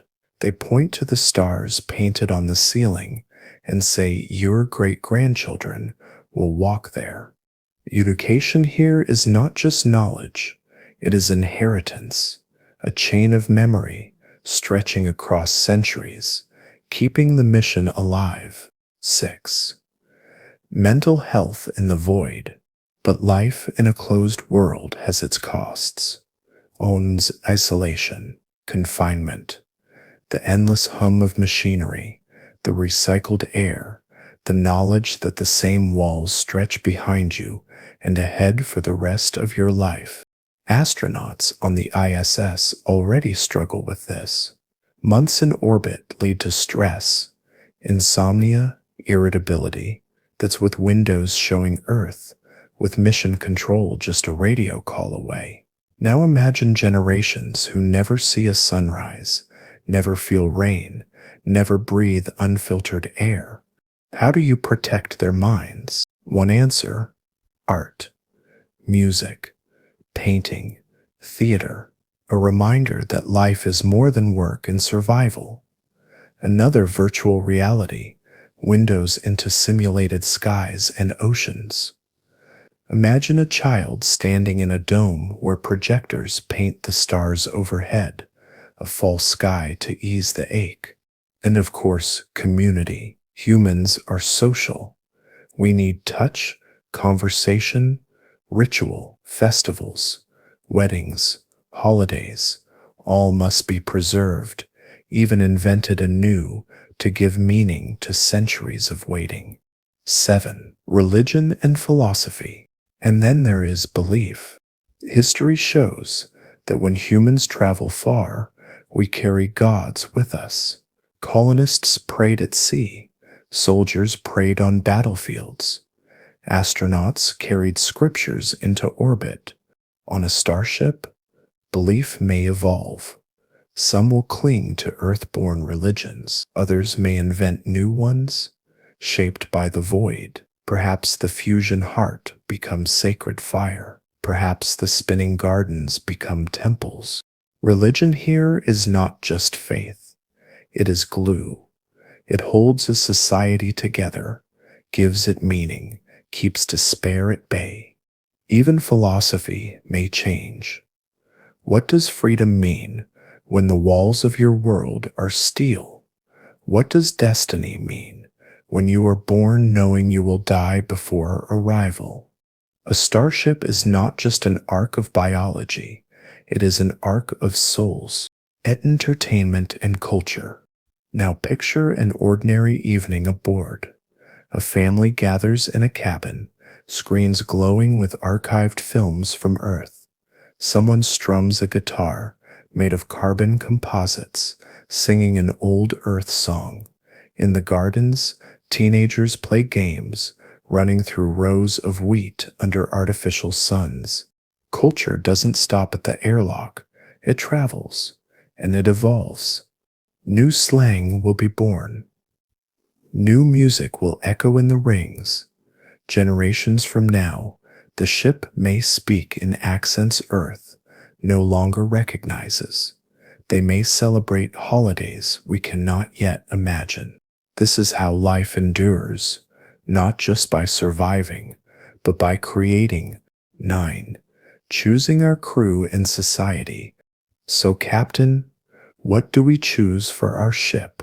We choose 10,000 souls, a town in the stars, farmers, engineers, teachers, artists, children, a mosaic of humanity, diverse enough to last. We choose education as inheritance, every child raised to repair the ship and carry the dream. We choose government not as dictatorship, but as counsel, guided by an AI caretaker, but always answerable to the people. We choose festivals, art, belief, because survival is not enough. Life must have meaning. And with this, our ship is no longer a machine. It is a city. It is a culture. It is a world drifting between suns. Our starship now carries its crew, 10,000 voices, 10,000 hearts, a society sealed within steel-breathing gardens, singing songs under false skies. But one question remains. What happens when the centuries end? What happens when the ship finally reaches its new home, a planet orbiting another star? Because building the ship is only half the dream. The other half is stepping onto alien soil. Our ship has bones, armor, a fusion heart, and lungs filled with gardens. It has carried generations in spinning rings, singing under false skies. But Captain, let's be honest, a voyage that lasts centuries is not just a journey, it's a test of endurance, and endurance is exhausting. Do we really expect every crew member to stay awake, century after century, to work, to farm, to teach, without pause? Or is there another way? What if some of us could simply sleep through it? What if our ship could carry not just a living crew, but a dreaming crew, tucked safely into cryosleep pods, waiting for the moment when they are needed most? Why sleep at all? Let's start with the problem. A trip to Proxima Centauri, even at a respectable fraction of light speed, will take decades, perhaps centuries. That means dozens of generations living and dying aboard. Generational voyages are possible, yes, but they come with challenges. Resource demand, 10,000 people awake at once, means 10,000 mouths fed every day, every year, for centuries. Psychological strain, endless confinement wears on the mind. Even with art and VR skies, some will struggle. Skills loss. The knowledge of Earth must be carefully preserved. If one generation fails in teaching, the ship falters. So humanity dreamed of another option, cryosleep. Not the cartoonish ice coffin of science fiction, where a person freezes solid like a popsicle. In reality, it means slowing metabolism to a crawl. Lower body temperature, reduce oxygen use, quiet the brain, and let time pass unnoticed. Imagine boarding the ship at 30 years old and waking to find yourself 70 years closer to Proxima, having slept the centuries away like a single long night. To the seeds of cryosleep on Earth. Is this science fiction? Not entirely. Doctors already use controlled hypothermia in hospitals. When someone has a cardiac arrest, cooling the body by a few degrees slows metabolism, reducing brain damage. Patients have slept through hours of crisis, then awakened intact. Scientists have pushed this further.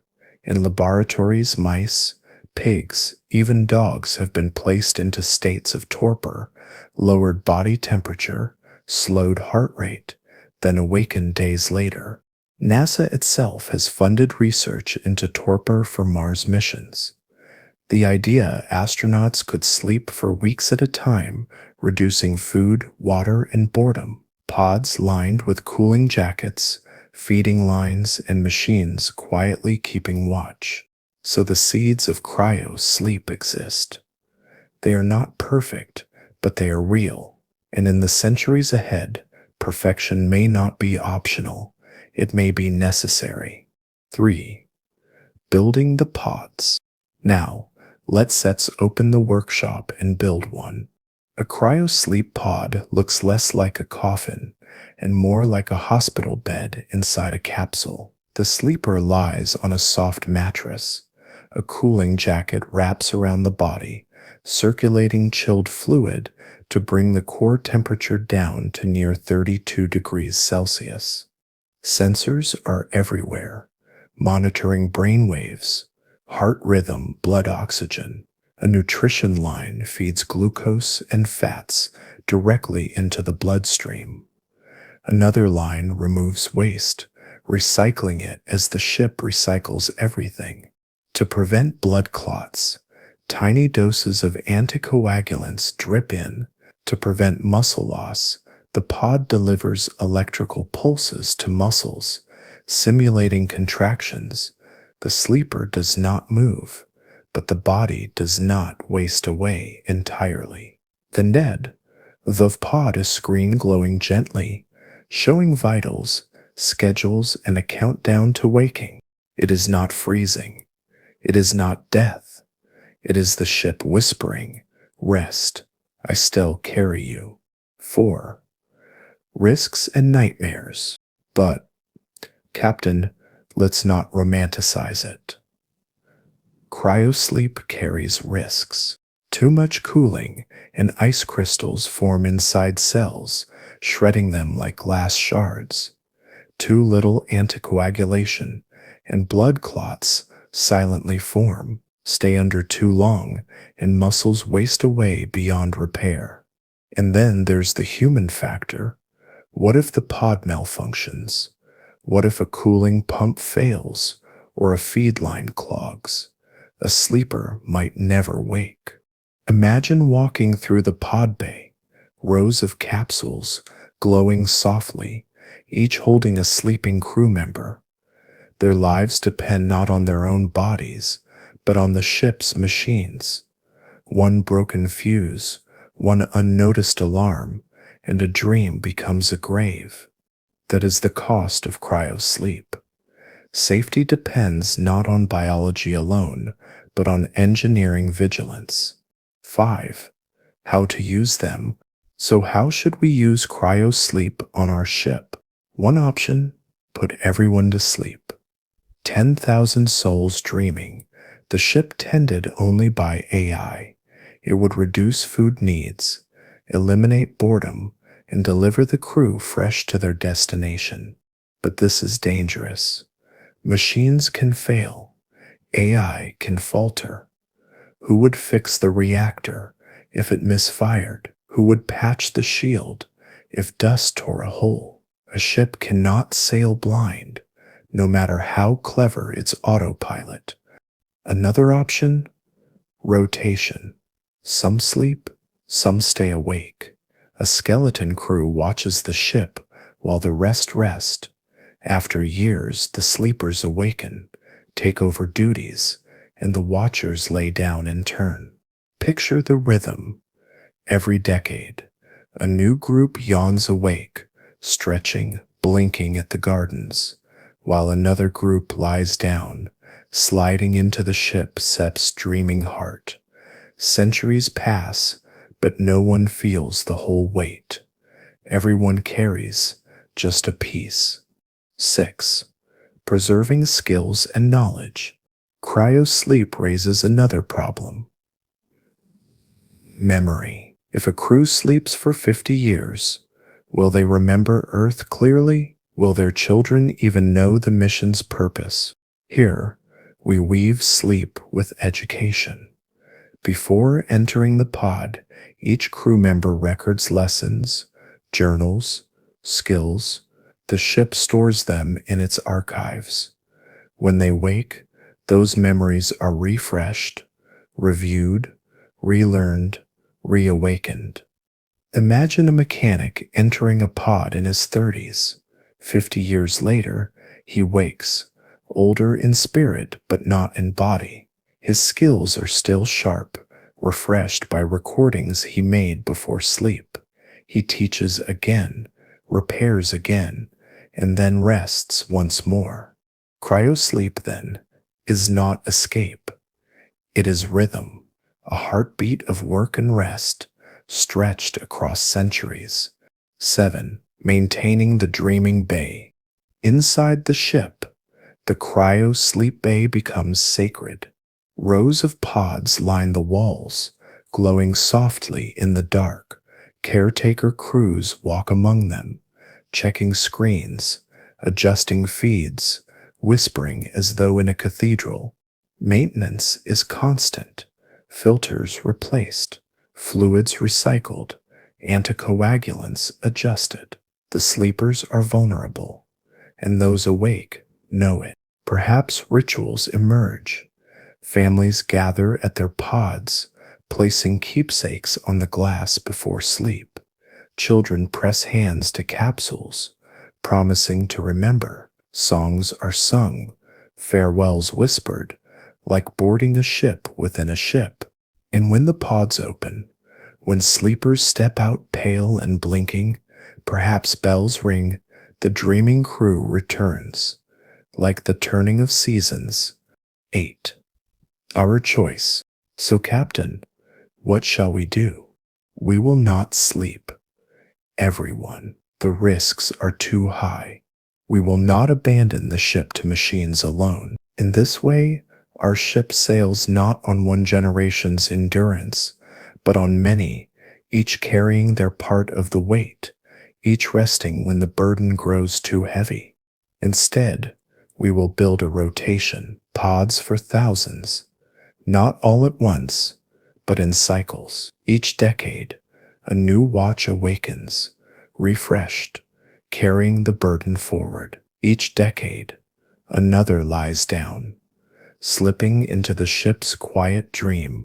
Our ship is not just a machine. It is not just a world. It is also a cradle of sleep, carrying dreamers through the centuries until stars rise above them once again. But there is one more challenge to solve before our voyage can truly endure: gravity. Because no matter how strong our hearts, no matter how long we sleep, our bones and muscles are still creatures of earth. Its pod bays glow like a dreaming cathedral. Its halls echo with footsteps of the waking and the silence of the resting. It carries not only a society, but a rhythm, a heartbeat stretched across time. And so, Captain, we have given our ship not just lungs, not just a heart, not just armor, but also the gift of sleep. In our next chapter, we will spin the ship itself. We will rebuild the pull of home. We will create gravity where none exists, so that humans may walk tall, even among the stars. Our ship now has lungs, armor, a fusion heart, and even dreaming chambers where some of us can sleep through the centuries. But Captain, we've forgotten something so obvious we only notice it once it's gone. Gravity.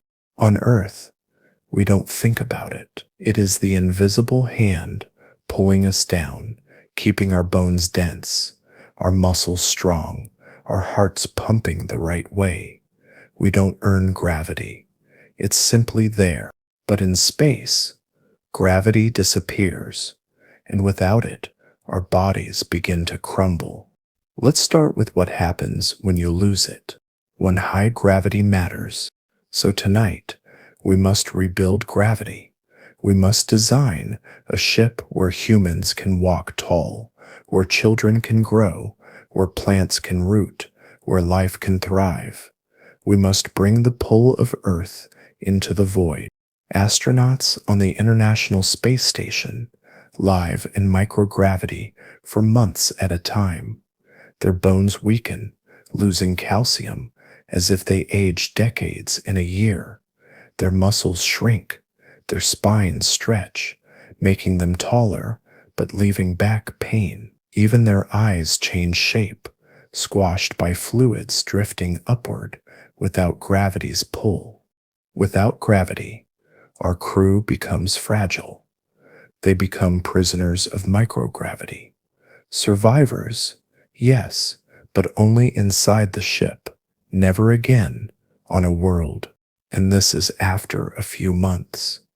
Our voyage will last centuries. A child born in zero-G would never develop proper bones. Their heart would never grow strong. They would never be able to walk on Earth or on Proxima b. Instead, we will build a rotation, pods for thousands, not all at once, but in cycles. Each decade, a new watch awakens, refreshed, carrying the burden forward. Each decade, another lies down, slipping into the ship's quiet dream.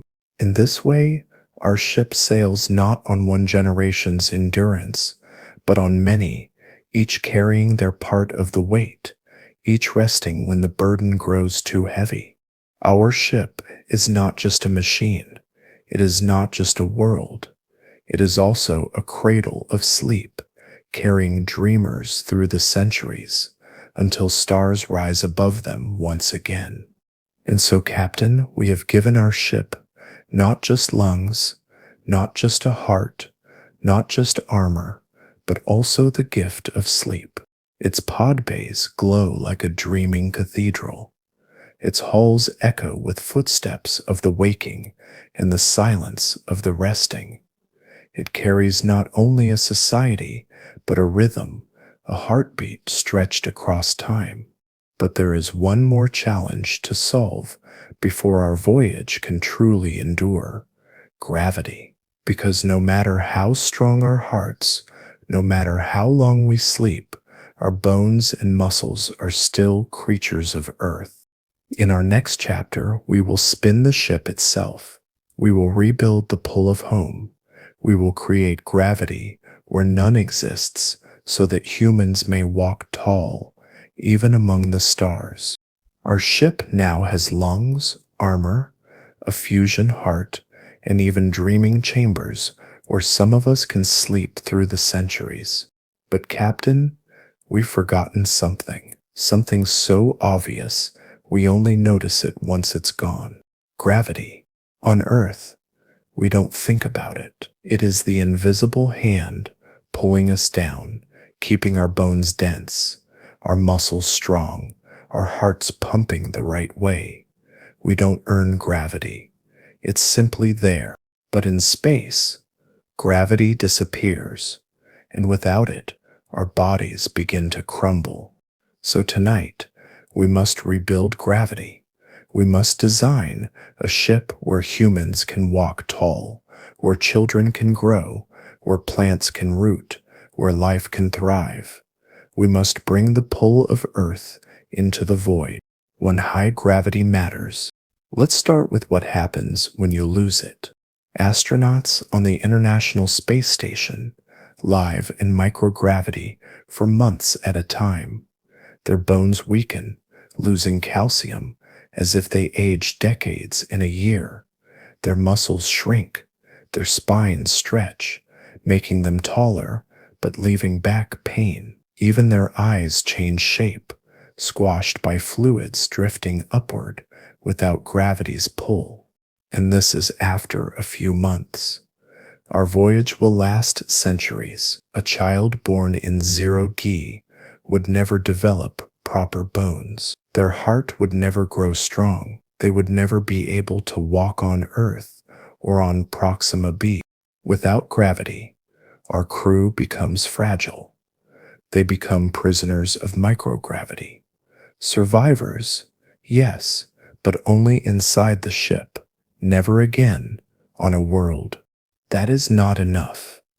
We are not building a coffin. We are building a bridge between worlds, and that bridge must carry us whole. 2.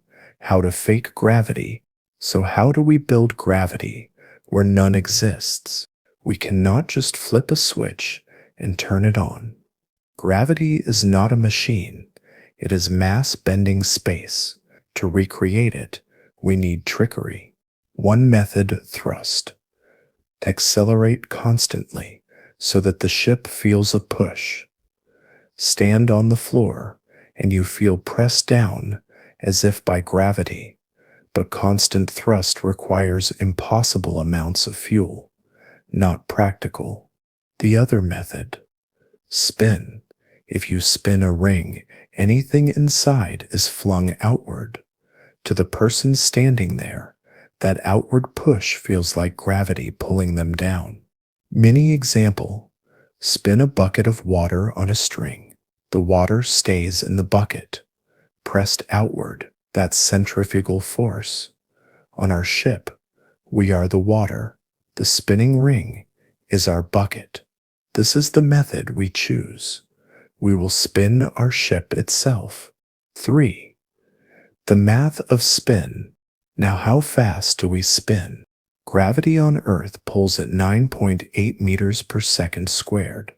To mimic that, the centrifugal force must match it. Imagine a ring 200 meters wide. Spin it about 3 times per minute, and the outward force at the rim feels like Earth's gravity. Walk along the floor, and your feet press down just as they do at home. But if the ring is too small, you'd need to spin too fast, and that creates problems. Your inner ear would sense the spin. Move your head quickly, and you'd feel dizzy. Water in a glass might curve strangely. A child rolling a ball might watch it drift sideways in odd arcs. So we need size. The bigger the ring, the slower it can spin, the more natural it feels. Our starship must be vast, not just for pride, but for comfort. 4. Living in a spinning world. Now picture daily life inside. You walk into the ring. The floor curves upward at the edges, bending overhead until it meets itself. It feels like standing in a park inside a giant wheel. The sky above is not sky at all. It is more floor, fields, and houses curving upward into the distance. Children run, laughing, chasing balls that roll in perfect arcs. Farmers bend to harvest wheat that grows tall under the artificial sun. A teacher writes on a board, while outside the walls, stars drift silently past. Gravity feels natural, but if you throw a ball high, it curves in ways Earth never knew. Fountains spray water upward, and the droplets bend strangely before falling back. It is Earth, but bent into a circle. Still, the crew adapts. After generations, this becomes home for children born here. Earth's straight horizons may feel alien. 5. Engineering the rings.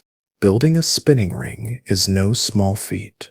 The bearings must last centuries, carrying the weight of farms, homes, and families. The ring must resist stress as it spins, every panel pulling against every other, like a drum stretched tight.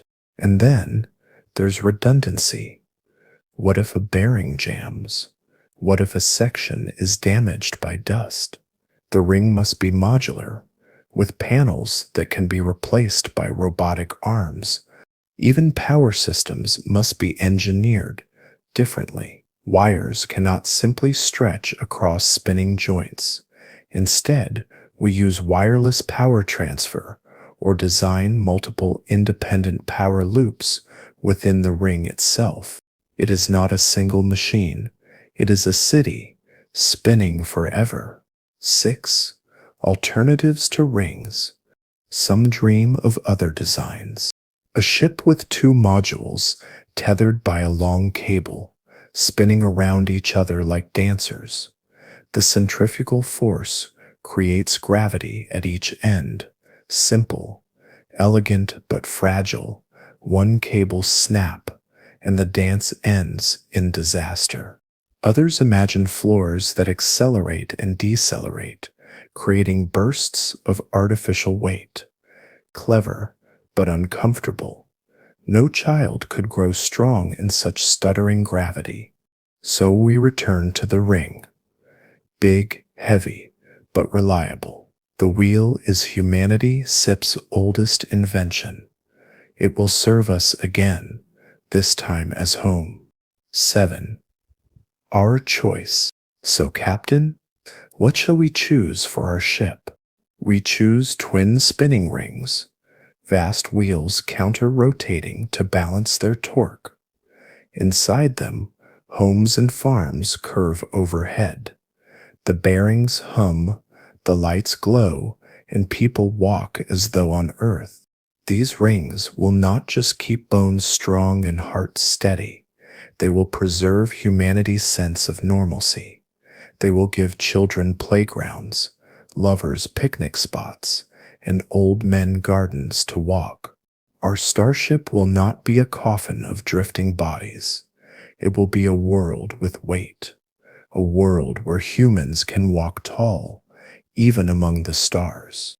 And so, our ship now has weight. Its spinning rings carry Earth's pull into the void. Its people walk strong, ready to face the centuries. But gravity alone is not enough. A ship is more than structure. It must carry memory. It must carry seeds, DNA, art, and tools. Because a ship is not just for travel. It is an ark, preserving the story of Earth. So in our next chapter, Captain, we will open the vault. We will decide what to pack for the journey, what we will carry in our starship's heart. Captain, a ship is not only bones and engines and gardens. A ship is memory. A ship is promise. Because what we pack into this hull will decide not just whether we survive the crossing, but who we are when we step onto an alien shore. Walk with me. The door ahead is thick as a bank vault, rimmed with frost. When it opens, a breath of cold air slips around your ankles. Lights wake in slow rows. Shelves interlock like a honeycomb. Cases glint. Labels glow. Somewhere, a tiny pump hums. This is the heart we don't talk about at ceremonies. This is the part that saves us twice, once in the journey and again at the destination. Tonight, we will pack the ark, seeds and the taste of home. Start simple. Seeds, wheat that remembers wind, rice that remembers rain, beans, maize, barley, oats, tomatoes, peppers, onions, apples sleeping in pits, and pips, herbs you can't measure with calories, but you can measure with tears, basil, thyme, cinnamon's bark powdered and sealed, so a birthday cake on Proxima b can smell like Earth. Each species doesn't travel alone. Every seed type is split into varieties, drought-tolerant, cold-tolerant, salt-tolerant, because we don't know what soil will greet us. The packets sit in nested canisters, aluminum outer shells, vacuum-insulated middles, and inside, a glass ampoule cradling life as dry as dust. If you hold one to the light, you'll see an etched code, and beneath it, a human-readable label. No mystery box here. If a child opens this in a century, they will know what grows inside. They rest at 18 degrees Celsius, the same discipline Earth keeps in a snowy mountain in Svalbard. Dry, dark, predictable. We copy that discipline ruthlessly. We scatter duplicates across the ship, If one vault is lost to a micrometeorite, another waits behind blast doors somewhere else. We schedule rotation drills. Every few years, a team pulls a sample, germinates it in a test tray, logs sprout rates, returns fresh seed to storage. The vault isn't a museum, it's a farm sleeping with its eyes open. Soil, microbes, and invisible passengers. Seeds are nothing on sterile dirt. Life eats life to make more life, and the smallest eaters are the most important. We carry microbial guilds in cryovials, nitrogen-fixing rhizobium to clasp roots of beans and peas, azotobacter, and azospirillum for cereals, mycorrhizal fungi spores to lace the soil like lacework, expanding root reach and trading minerals for sugars, compost starters, consortia bred to turn peels and stems into dark sweet soil.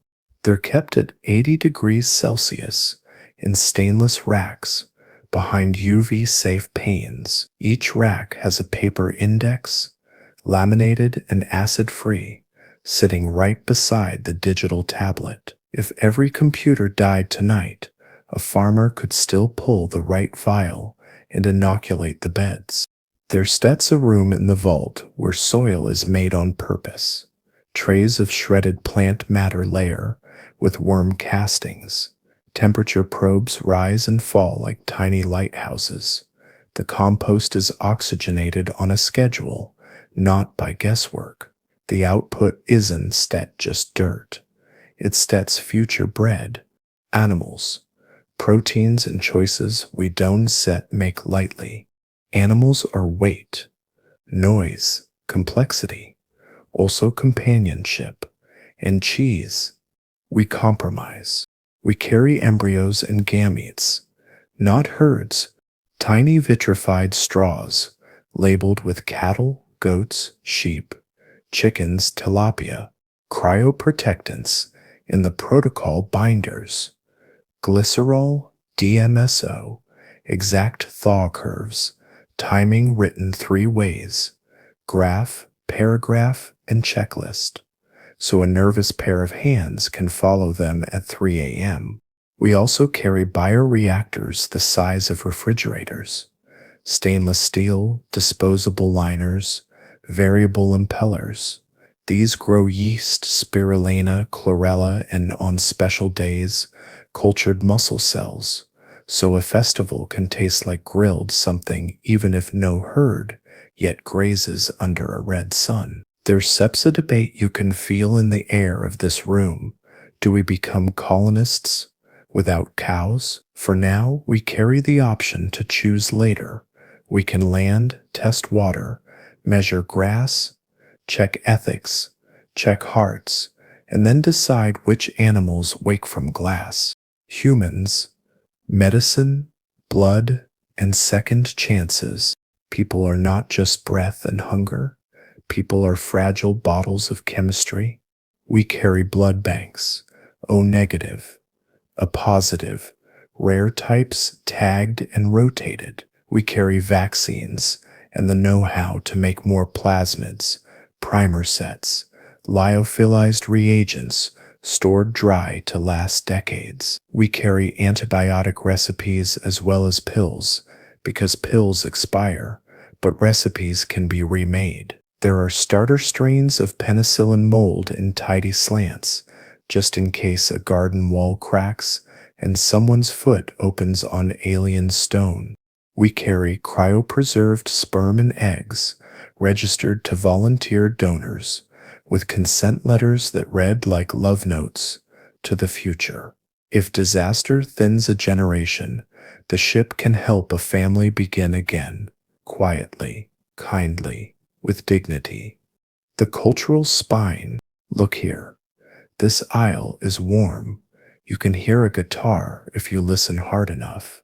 Our story lives in boxes and crystals and paper and memory. Music, not just symphonies, but folk songs sung into kitchen microphones. Films, blockbusters, and family videos, and the quiet footage of waves breaking on beaches no one aboard has ever seen. Books, the rules of mathematics, the rules of farming, and the novels that taught us how to hope. Languages, dictionaries, grammars, tales because accents drift, and we want bridges back to the tongues we left behind.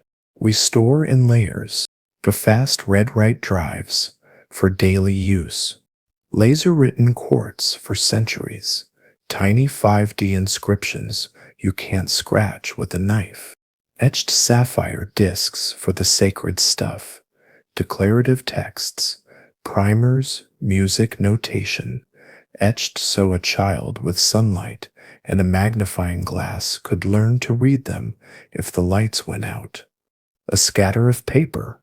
Yes, paper, archival, acid-free for schematics, and the 10 or 20 instructions you cannot get wrong: how to boil water safely, how to deliver a breech baby, how to reboot the reactor only if you must. Every long vault has a Rosetta packet: how to decode the formats, how clocks count here, how our calendars drift as we accelerate. And every Rosetta packet begins with pictures, because pictures can be understood without a word. Tools, parts, and the screwdriver that matters. Food and memory are not enough. You can't build a city with stories. We carry tools that make tools. Compact CNC mills and lathes. Metal printers that sinter powders into brackets and beams. Polymer printers for gaskets, housings, and yes, toys. A ceramic sinter oven for tiles and insulation. A small glass shop. Torches, molds, manuals on how to pull tubing and fix a broken seal. We don't carry one-off widgets. We carry blueprints, a library of parts with tolerances and alloys and fallback substitutions. Each file has a human page attached. If alloy 316L unavailable, use 304L, increase thickness by 20%, recheck stress. It's annotated like a friend whispering advice over your shoulder. Critical spares, fusion ignition optics, gyroscope rings, bearing races, sit in shock-mounted trunks with their own temperature logs and tamper ribbons that will blush red if jostled. We rehearse opening them. We practice with dummy parts. We learn where the one hateful bolt lives, so that when a real emergency hits, no one starts a fight with a stuck fastener 4 light years from the nearest hardware store. We color code and double label everything. A barcode for machines, plain words for people. We standardize fasteners, so a wrench fits a century of decisions. Yes, Captain, we picked a standard. We are not repeating the great metric imperial wrench war on a starship. Knowledge you can hold in 2 hands. Tools break when hands don't know what to do. So we carry know-how. A school in a box for every discipline: medicine, agronomy, metallurgy, navigation, child care. Modules teach hands first pictures, first text next, drills last. Lessons sing, draw, and speak 3 languages. Ship's current standard, the old earth, lingua franca, and a pictographic layer that cuts through dialect shifts entirely. We spread this knowledge. The vault holds the master, but every ring keeps mirrors, so a teacher can teach with the lights on or off, with a tablet or a printed pack of pages that smells faintly of ink and glue. We schedule checkouts like a library with a pulse. If no one pulled the fate, deliver a baby SEP binder in 5 years. A steward knocks gently on a clinic door and says, "Let SEPs refresh." Not because we forgot, but because forgetting is what all closed worlds do if you let them. Data resilience and the art of not losing things. Here is where paranoia becomes love. We store every vital thing three ways at least: magnetic or solid state for speed quartz or sapphire for centuries, DNA or polymer for insurance no one else thought of. We split keys using secret sharing. No one person can unlock everything. It takes a council. It takes trust. The vault sits behind Faraday mesh to shrug off solar tantrums. The walls are lined with water. Our armor becomes our archive shield. Fire suppression is inert gas, not sprinklers. A book can be dried. A quartz crystal never rusts, but a deluge ruins both. We don't put all eggs in one refrigerator. The vault is federated. One in ring A, one in ring B, one in the central spine. Once a decade, we run a blackout drill, snap the mains off, live on local batteries, practice opening with gloves, by headlamp, with calm voices. They learn the steps. It becomes story. The night we counted stars, by hand, maps, medicine, and how to eat a planet gently. Landing day will not forgive ignorance. So we bring maps of thinking, not just maps of places. Geology kits, streak plates, hand lenses, field guides that ask the right questions. Is this iron oxide red or microbial purple? And tell you what to try next.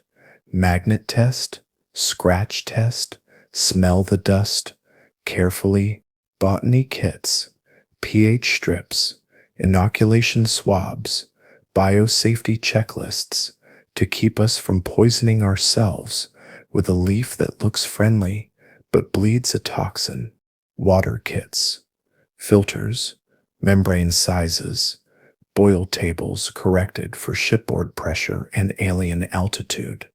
Medicines come with recipes and bioreactor instructions: how to grow insulin in yeast, how to culture probiotics, if a stomach goes to war with unfamiliar life, how to make soap that doesn't set wreck the gray water loop. Rituals of stewardship. What we carry is not cargo, it is inheritance. So we build rituals around the vault, because ritual is how humans remember what matters. On the ship's birthday, we open one box. We read a page aloud. We play a song from the old world nobody's heard in years.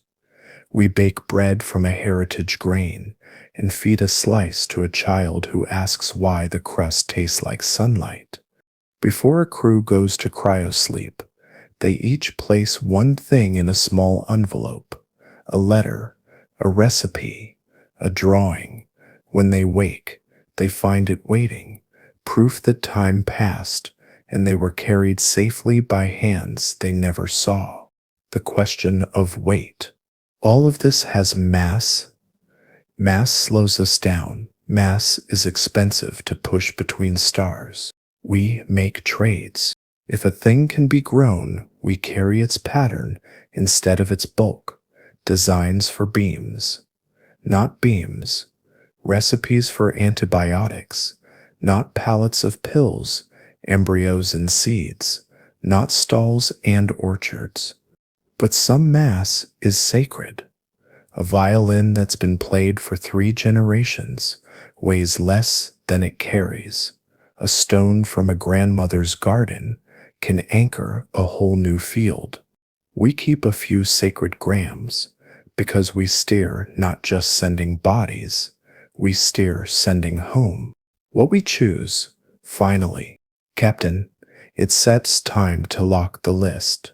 We will carry a hybrid vault, life seeds in cold sleep, microbial guilds, vitrified embryos, and gametes, bioreactors for protein and medicine, blood and vaccines, and the recipes to remake them. Tools and know-how. Makers that make makers, spares for the parts that cannot fail, blueprints with human notes, and binders that teach hands when the power flickers. Culture, music, and films and books in 3 timescales, fast to use, slow to last, and etched to outlive even the ship. Languages, stories, pictures that teach you how to read the rest. Resilience, multiple vaults, multiple mediums, secret shared keys, water-armored walls, inert gas fire, drills that turn fear into muscle memory. Ritual, ceremonies that stitch these cold rooms into family so no one ever believes this place is only machines. We are not just building a vehicle, we are packing an arc of biology and an arc of soul. The last light off the rack. Stand with me one more minute. Listen to the hum. Smell the faint ozone, the paper, the metal, the cinnamon we smuggled into the spice drawer, because joy is allowed on a starship. Close the door, the seals kiss. The frost returns. The reader light goes from green to blue, steady as a heartbeat. Now our ship carries Earth in more than name. It carries fields unborn, kitchens unbuilt, lullabies unsung. It carries the screwdriver that will matter, and the story that will matter more. It carries the seeds of dinners, the seeds of forests, the seeds of us. When we step into the red dawn of another sun, we will not arrive empty-handed. We will open these rooms, and Earth will unfold. Even with all this, life archived and meaning stored, there is cargo more fragile than any seed in glass. The human mind, the human heart, the way patience shivers in the 20th year and steadies in the 21st. The way laughter keeps pressure hulls from becoming walls. Next, Captain, we design for joy as carefully as we designed for oxygen. We'll plan holidays like life support and write conflict procedures like repair manuals. We'll learn how to keep a city singing for 100 years, because survival is not enough. We have to remember how to live. A starship can survive broken bearings and patched hulls. It can survive coolant leaks and cracked panels. It can even limp through the void with half its engines. But it cannot survive despair, because the longest voyage in history will not be measured in kilometers. It will be measured in patience, in laughter, in the fragile ability of human beings to keep waking up, year after year, century after century, without giving in to the endless hum of recycled air and the knowledge that home lies 40 trillion kilometers behind. Tonight, Captain, we will design not engines or armor, but joy itself.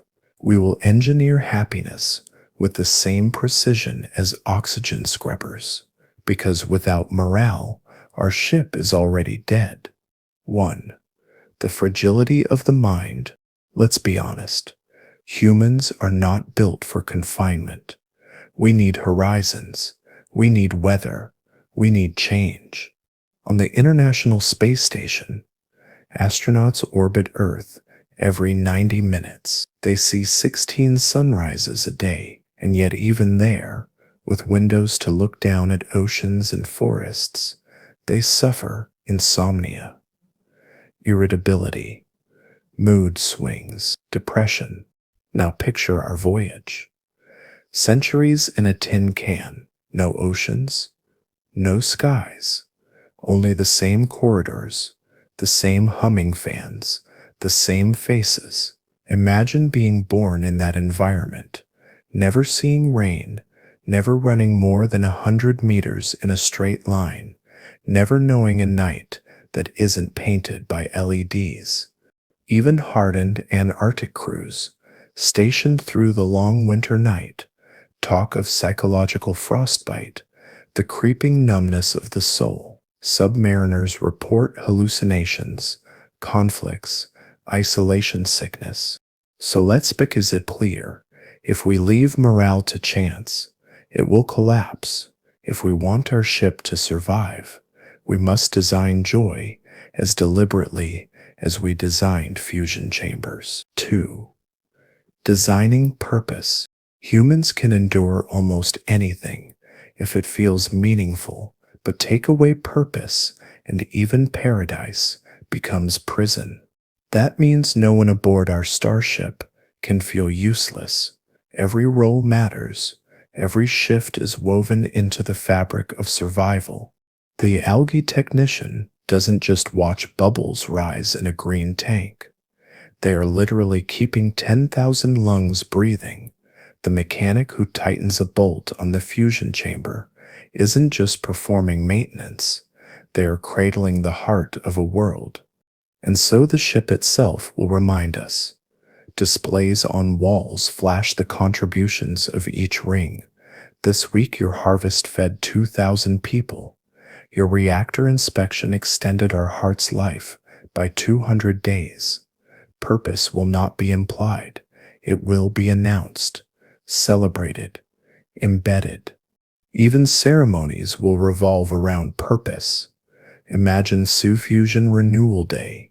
Spolf when the entire crew gathers as engineers insert fresh pellets into the reactor SEP's feed. Songs, speeches, children clapping, because purpose becomes ritual, and ritual becomes meaning. 3. Festivals and rituals. Work alone cannot sustain a spirit. We need anticipation, joy, breaks in the monotony. So our ship will preserve Earth's festivals, New Year fireworks glowing against the inside of the spinning ring, Ramadan fasts ending in feasts under artificial suns, Lunar New Year dragons parading down corridors, old rituals carried like luggage into the stars. But we will also invent new ones. Ship Day, celebrating the launch. Landing Day, not yet reached, but imagined in parades of costumes, showing alien worlds children dream of. The Festival of Lights, held every time the fusion chamber undergoes a major overhaul, where glow sticks and lanterns fill the corridors in thanks for the fire that carries us.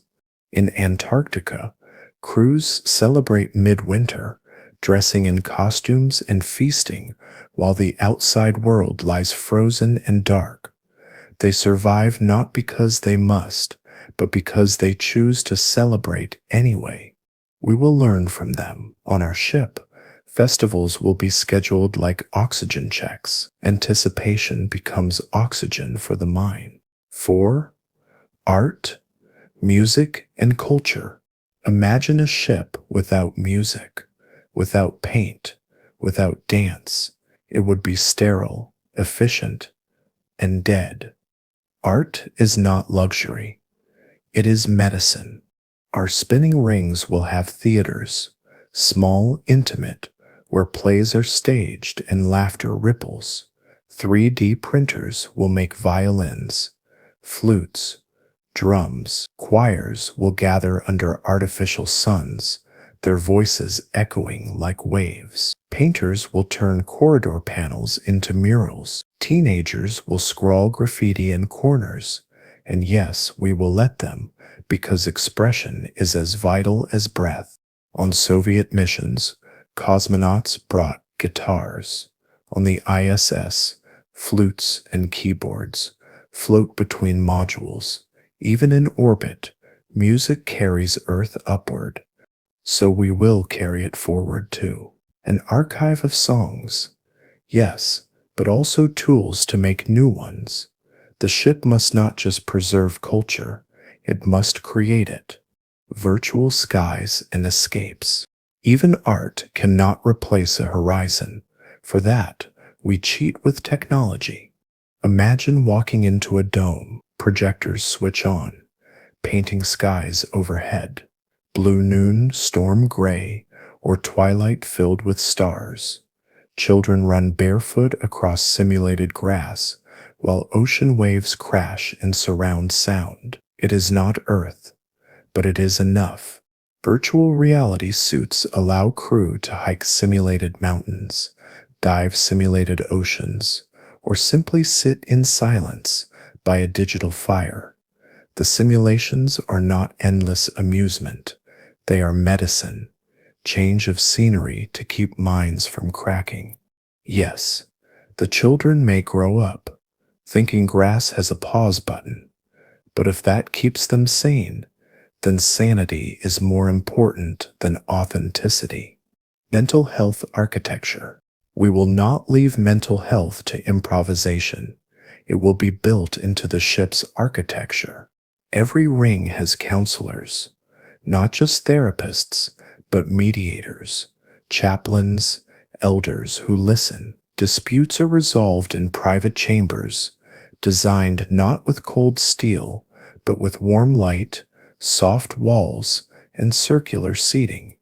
The ship itself teaches conflict resolution, just as it teaches recycling.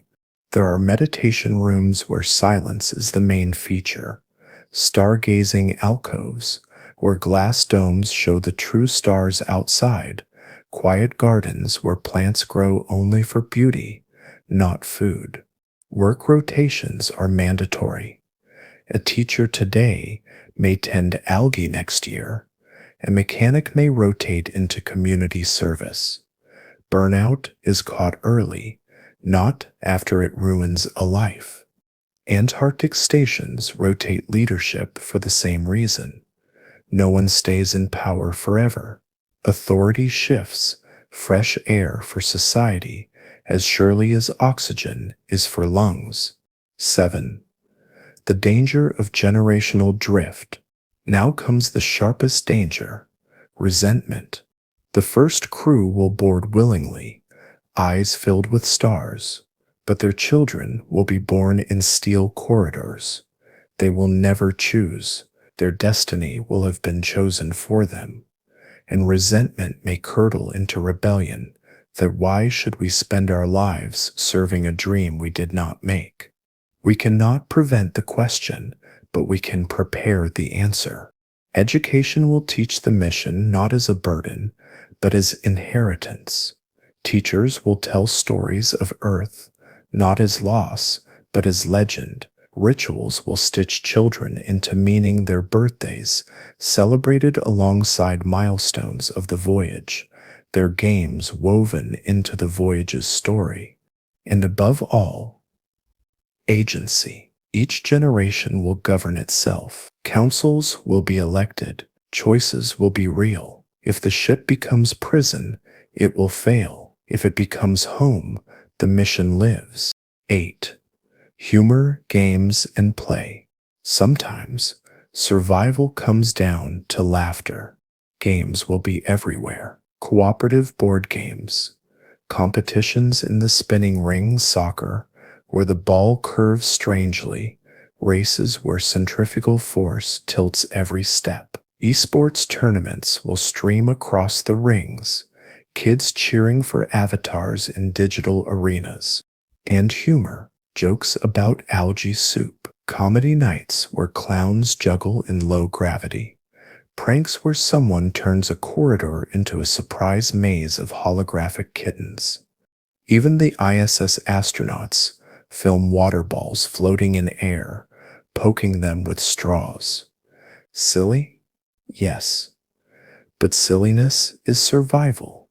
Humor is the leak valve for stress, the way steam escapes before a boiler bursts. 9. Choosing our design for joy. So, Captain, how shall we design our morale? Some would argue to let culture emerge naturally, to focus only on survival and trust that laughter finds its way. But history warns us, isolation kills faster than hunger. So we will choose engineered joy. Festivals scheduled like oxygen checks. Art and music funded like fusion maintenance. VR skies as necessary as airlocks. Counselors embedded like engineers. Playgrounds built alongside reactors. Our starship will not only carry people, it will carry laughter, art, ritual, hope, because survival is not enough. To cross the void, we must live. And now, Captain, our ship not only breathes, but sings. It celebrates, laughs, argues, forgives. Its corridors are not prisons, but parades. Its festivals break centuries into human time. Its rituals stitch strangers into family. But even laughter and memory have limits. A voyage this long cannot end with a single landing, because to truly survive the galaxy, our arc must not stop at one world. It must scatter, it must seed. In our final chapter, we will dream beyond arrival. We will imagine the Ark's legacy, not one colony, but many, not one voyage, but the beginning of humanity's expansion across the stars. A starship's voyage is never the end. Arrival is only a beginning, because an ark that carries 10,000 souls does not just deliver colonists, it delivers seeds, and seeds are meant to scatter. For centuries we have sailed. Our ship has beaten with a fusion heart. It has breathed with spinning gardens. These endured storms wrapped in water and steel.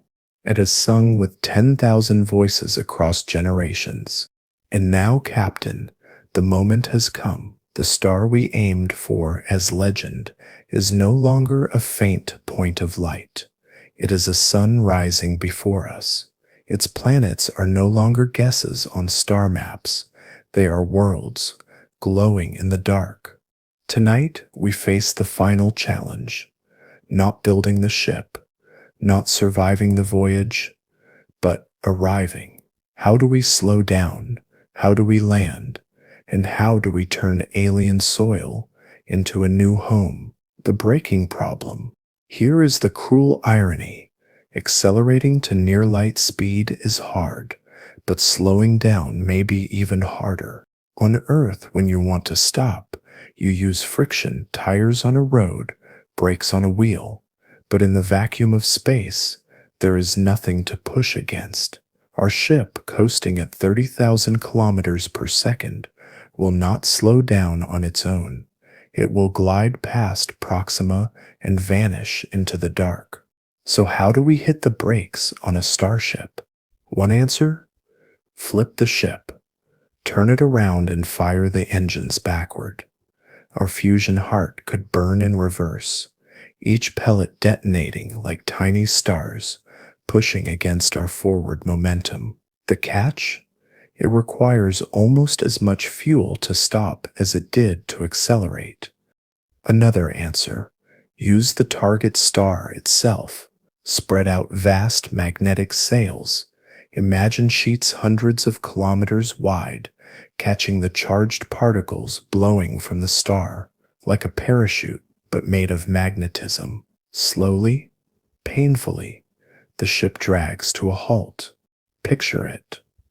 Our vessel trailing luminous sails, glowing as the stellar wind pushes back, a parachute woven from invisible fields, blooming in the dark. And so, Captain, for our ship, we will use both the hammer of fusion to bleed off speed and the parachute of magnetic sails to finish the job. A two-step break as delicate as docking a cup on a saucer, but on the scale of suns. Two choosing the landing world. Now we face the choice that has haunted us since launch. Which planet do we claim? As we enter orbit around Proxima Centauri, the ship's telescopes sweep across its planets. One is too close, scorched and hot. Another too far, frozen and dim. But there in the habitable zone is Proxima. Its skies may glow red beneath its star. Its days may last weeks. Its surface may be lashed by flares. But it is rocky, and it is real. a place where oceans may shimmer and mountains may rise. Imagine standing on the observation deck, watching Proxima b swell from a dot to a disk to a world, craters and clouds slowly sharpening for generations. This was a dream. Now it is ground. 3. First steps on alien soil. How do we land on a planet we have never touched? We cannot simply dive in with our entire city. First, we must scout. Robotic drones descend through the clouds, sniffing the air, testing the soil. They carry tiny greenhouses to see if wheat will sprout, if microbes will kill or help. The crew gathers in the ship's great hall, watching the first images stream in: red skies, strange mountains, rivers glinting silver under alien light. When the tests say it is safe, or safe enough, humans descend, not in one great migration, but in landers, carrying pioneers and tools. Picture that moment. Boots pressing into soil no human has touched in the history of the universe.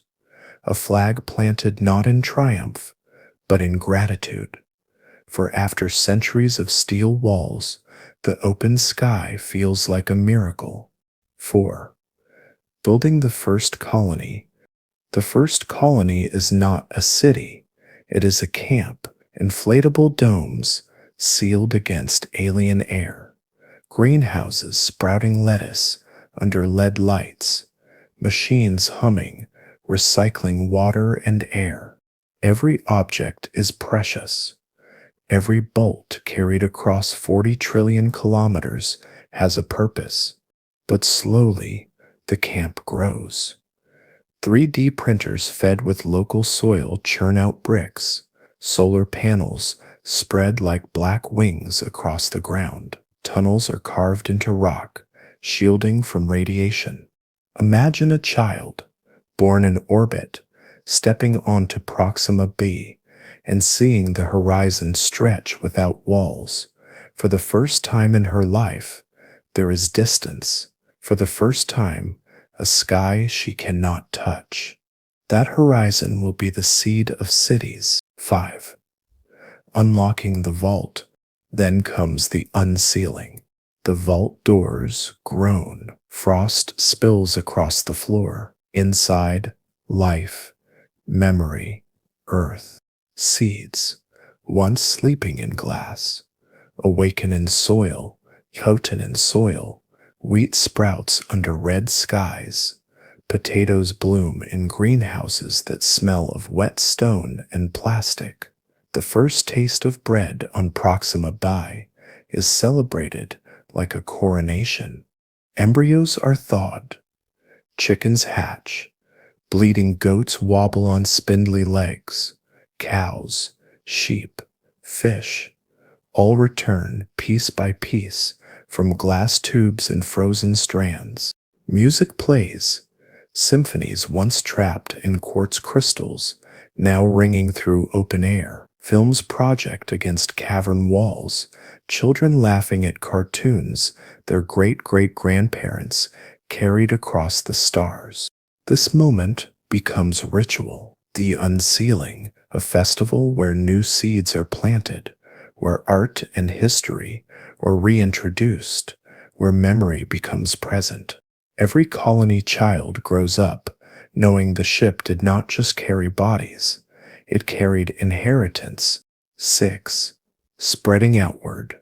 But one settlement is never safe. History teaches this. Colonies collapse when storms, famine, or politics turn against them. Isolation is fragility. So expansion becomes survival strategy. First, orbital stations bloom from salvaged ship modules. Then asteroid mines hum with drills, feeding metals into printers. Soon second ships rise, smaller than the Ark, but fierce, lean, and hungry for new horizons. The Ark, that once carried a world, becomes the mother of worlds. It echoes the story of Earth's explorers, the Polynesians sailing from island to island, never settling for one shore, the Vikings crossing seas to build outposts, the wagon trains of pioneers rolling west, carrying culture as well as tools. Our ark is no different. It births colonies like seeds in the wind, each one unique, each one independent, but all linked by story. 7. Generational philosophy. And here the greatest shift happens in identity. The earthborn saw themselves as exiles. The shipborn saw themselves as caretakers. But the planet-born will see themselves as founders. Their philosophy changes. For the first crew, survival was purpose. For the ship's children, endurance was purpose. But for the settlers, purpose is growth, legacy, building a future bigger than the ship ever imagined. New religions form, centering around the ark. Some see it as holy vessel, others as mere tool. New myths emerge. The dreamers in cryosleep become saints of patience. The engineers who tended fusion become keepers of fire. Philosophies stretch. What does freedom mean on a world where gravity and sky are real again? What does destiny mean when the horizon stretches farther than any ring wall? The ark was a world, but the planet is a universe. 8. Humanity becomes a galactic species. Now imagine, Captain, the long view. Centuries pass. Colonies rise, fracture, spread. One arc leads to two, two to four, four to dozens. Humanity becomes a tree of civilizations, each branch bearing fruit. Some colonies grow urban, towers glittering under alien stars. Others remain pastoral, villages woven into meadows. Some live in orbit, never stepping on soil, building spinning habitats around gas giants, harvesting storms for fuel. Trade networks form. Cultural exchanges ripple across light years. Hybrid languages bloom. New art forms emerge, music tuned to alien acoustics, poetry written in the rhythm of new skies, myths blending Earth's memory with planetary reality. Earth is no longer the only home. It becomes one of many. Humanity is not a planet-bound species. It is a galactic species. And so the Arccep's true legacy is revealed. It was never just bones of titanium, lungs of algae, a heart of fusion fire. It was never just laughter, festivals, or VR skies. It was never just a vault of seeds and songs. The Ark's true mission was not to reach one planet. Its mission was to create many. Picture it, Captain. The Ark rests above a new world, its hull scarred, its rings silent. Children play in valleys below, their voices carried by red dawn winds. Farmers bend to wheat, sprouting from Earth's memory. Engineers raise towers where once only basalt stood. And above, the ark glows with construction lights.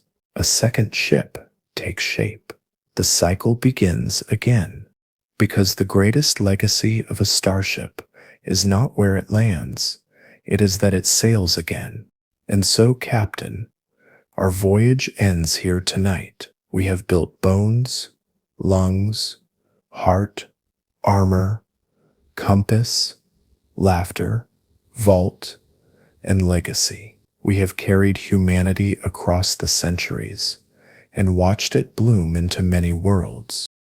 But the story of the stars is far from over. Next time, we will set sail again, exploring new wonders, new frontiers, and new questions waiting in the dark. Until then, rest well, dream of ships and suns, and remember the night is long, but you are never sailing it alone. Good night.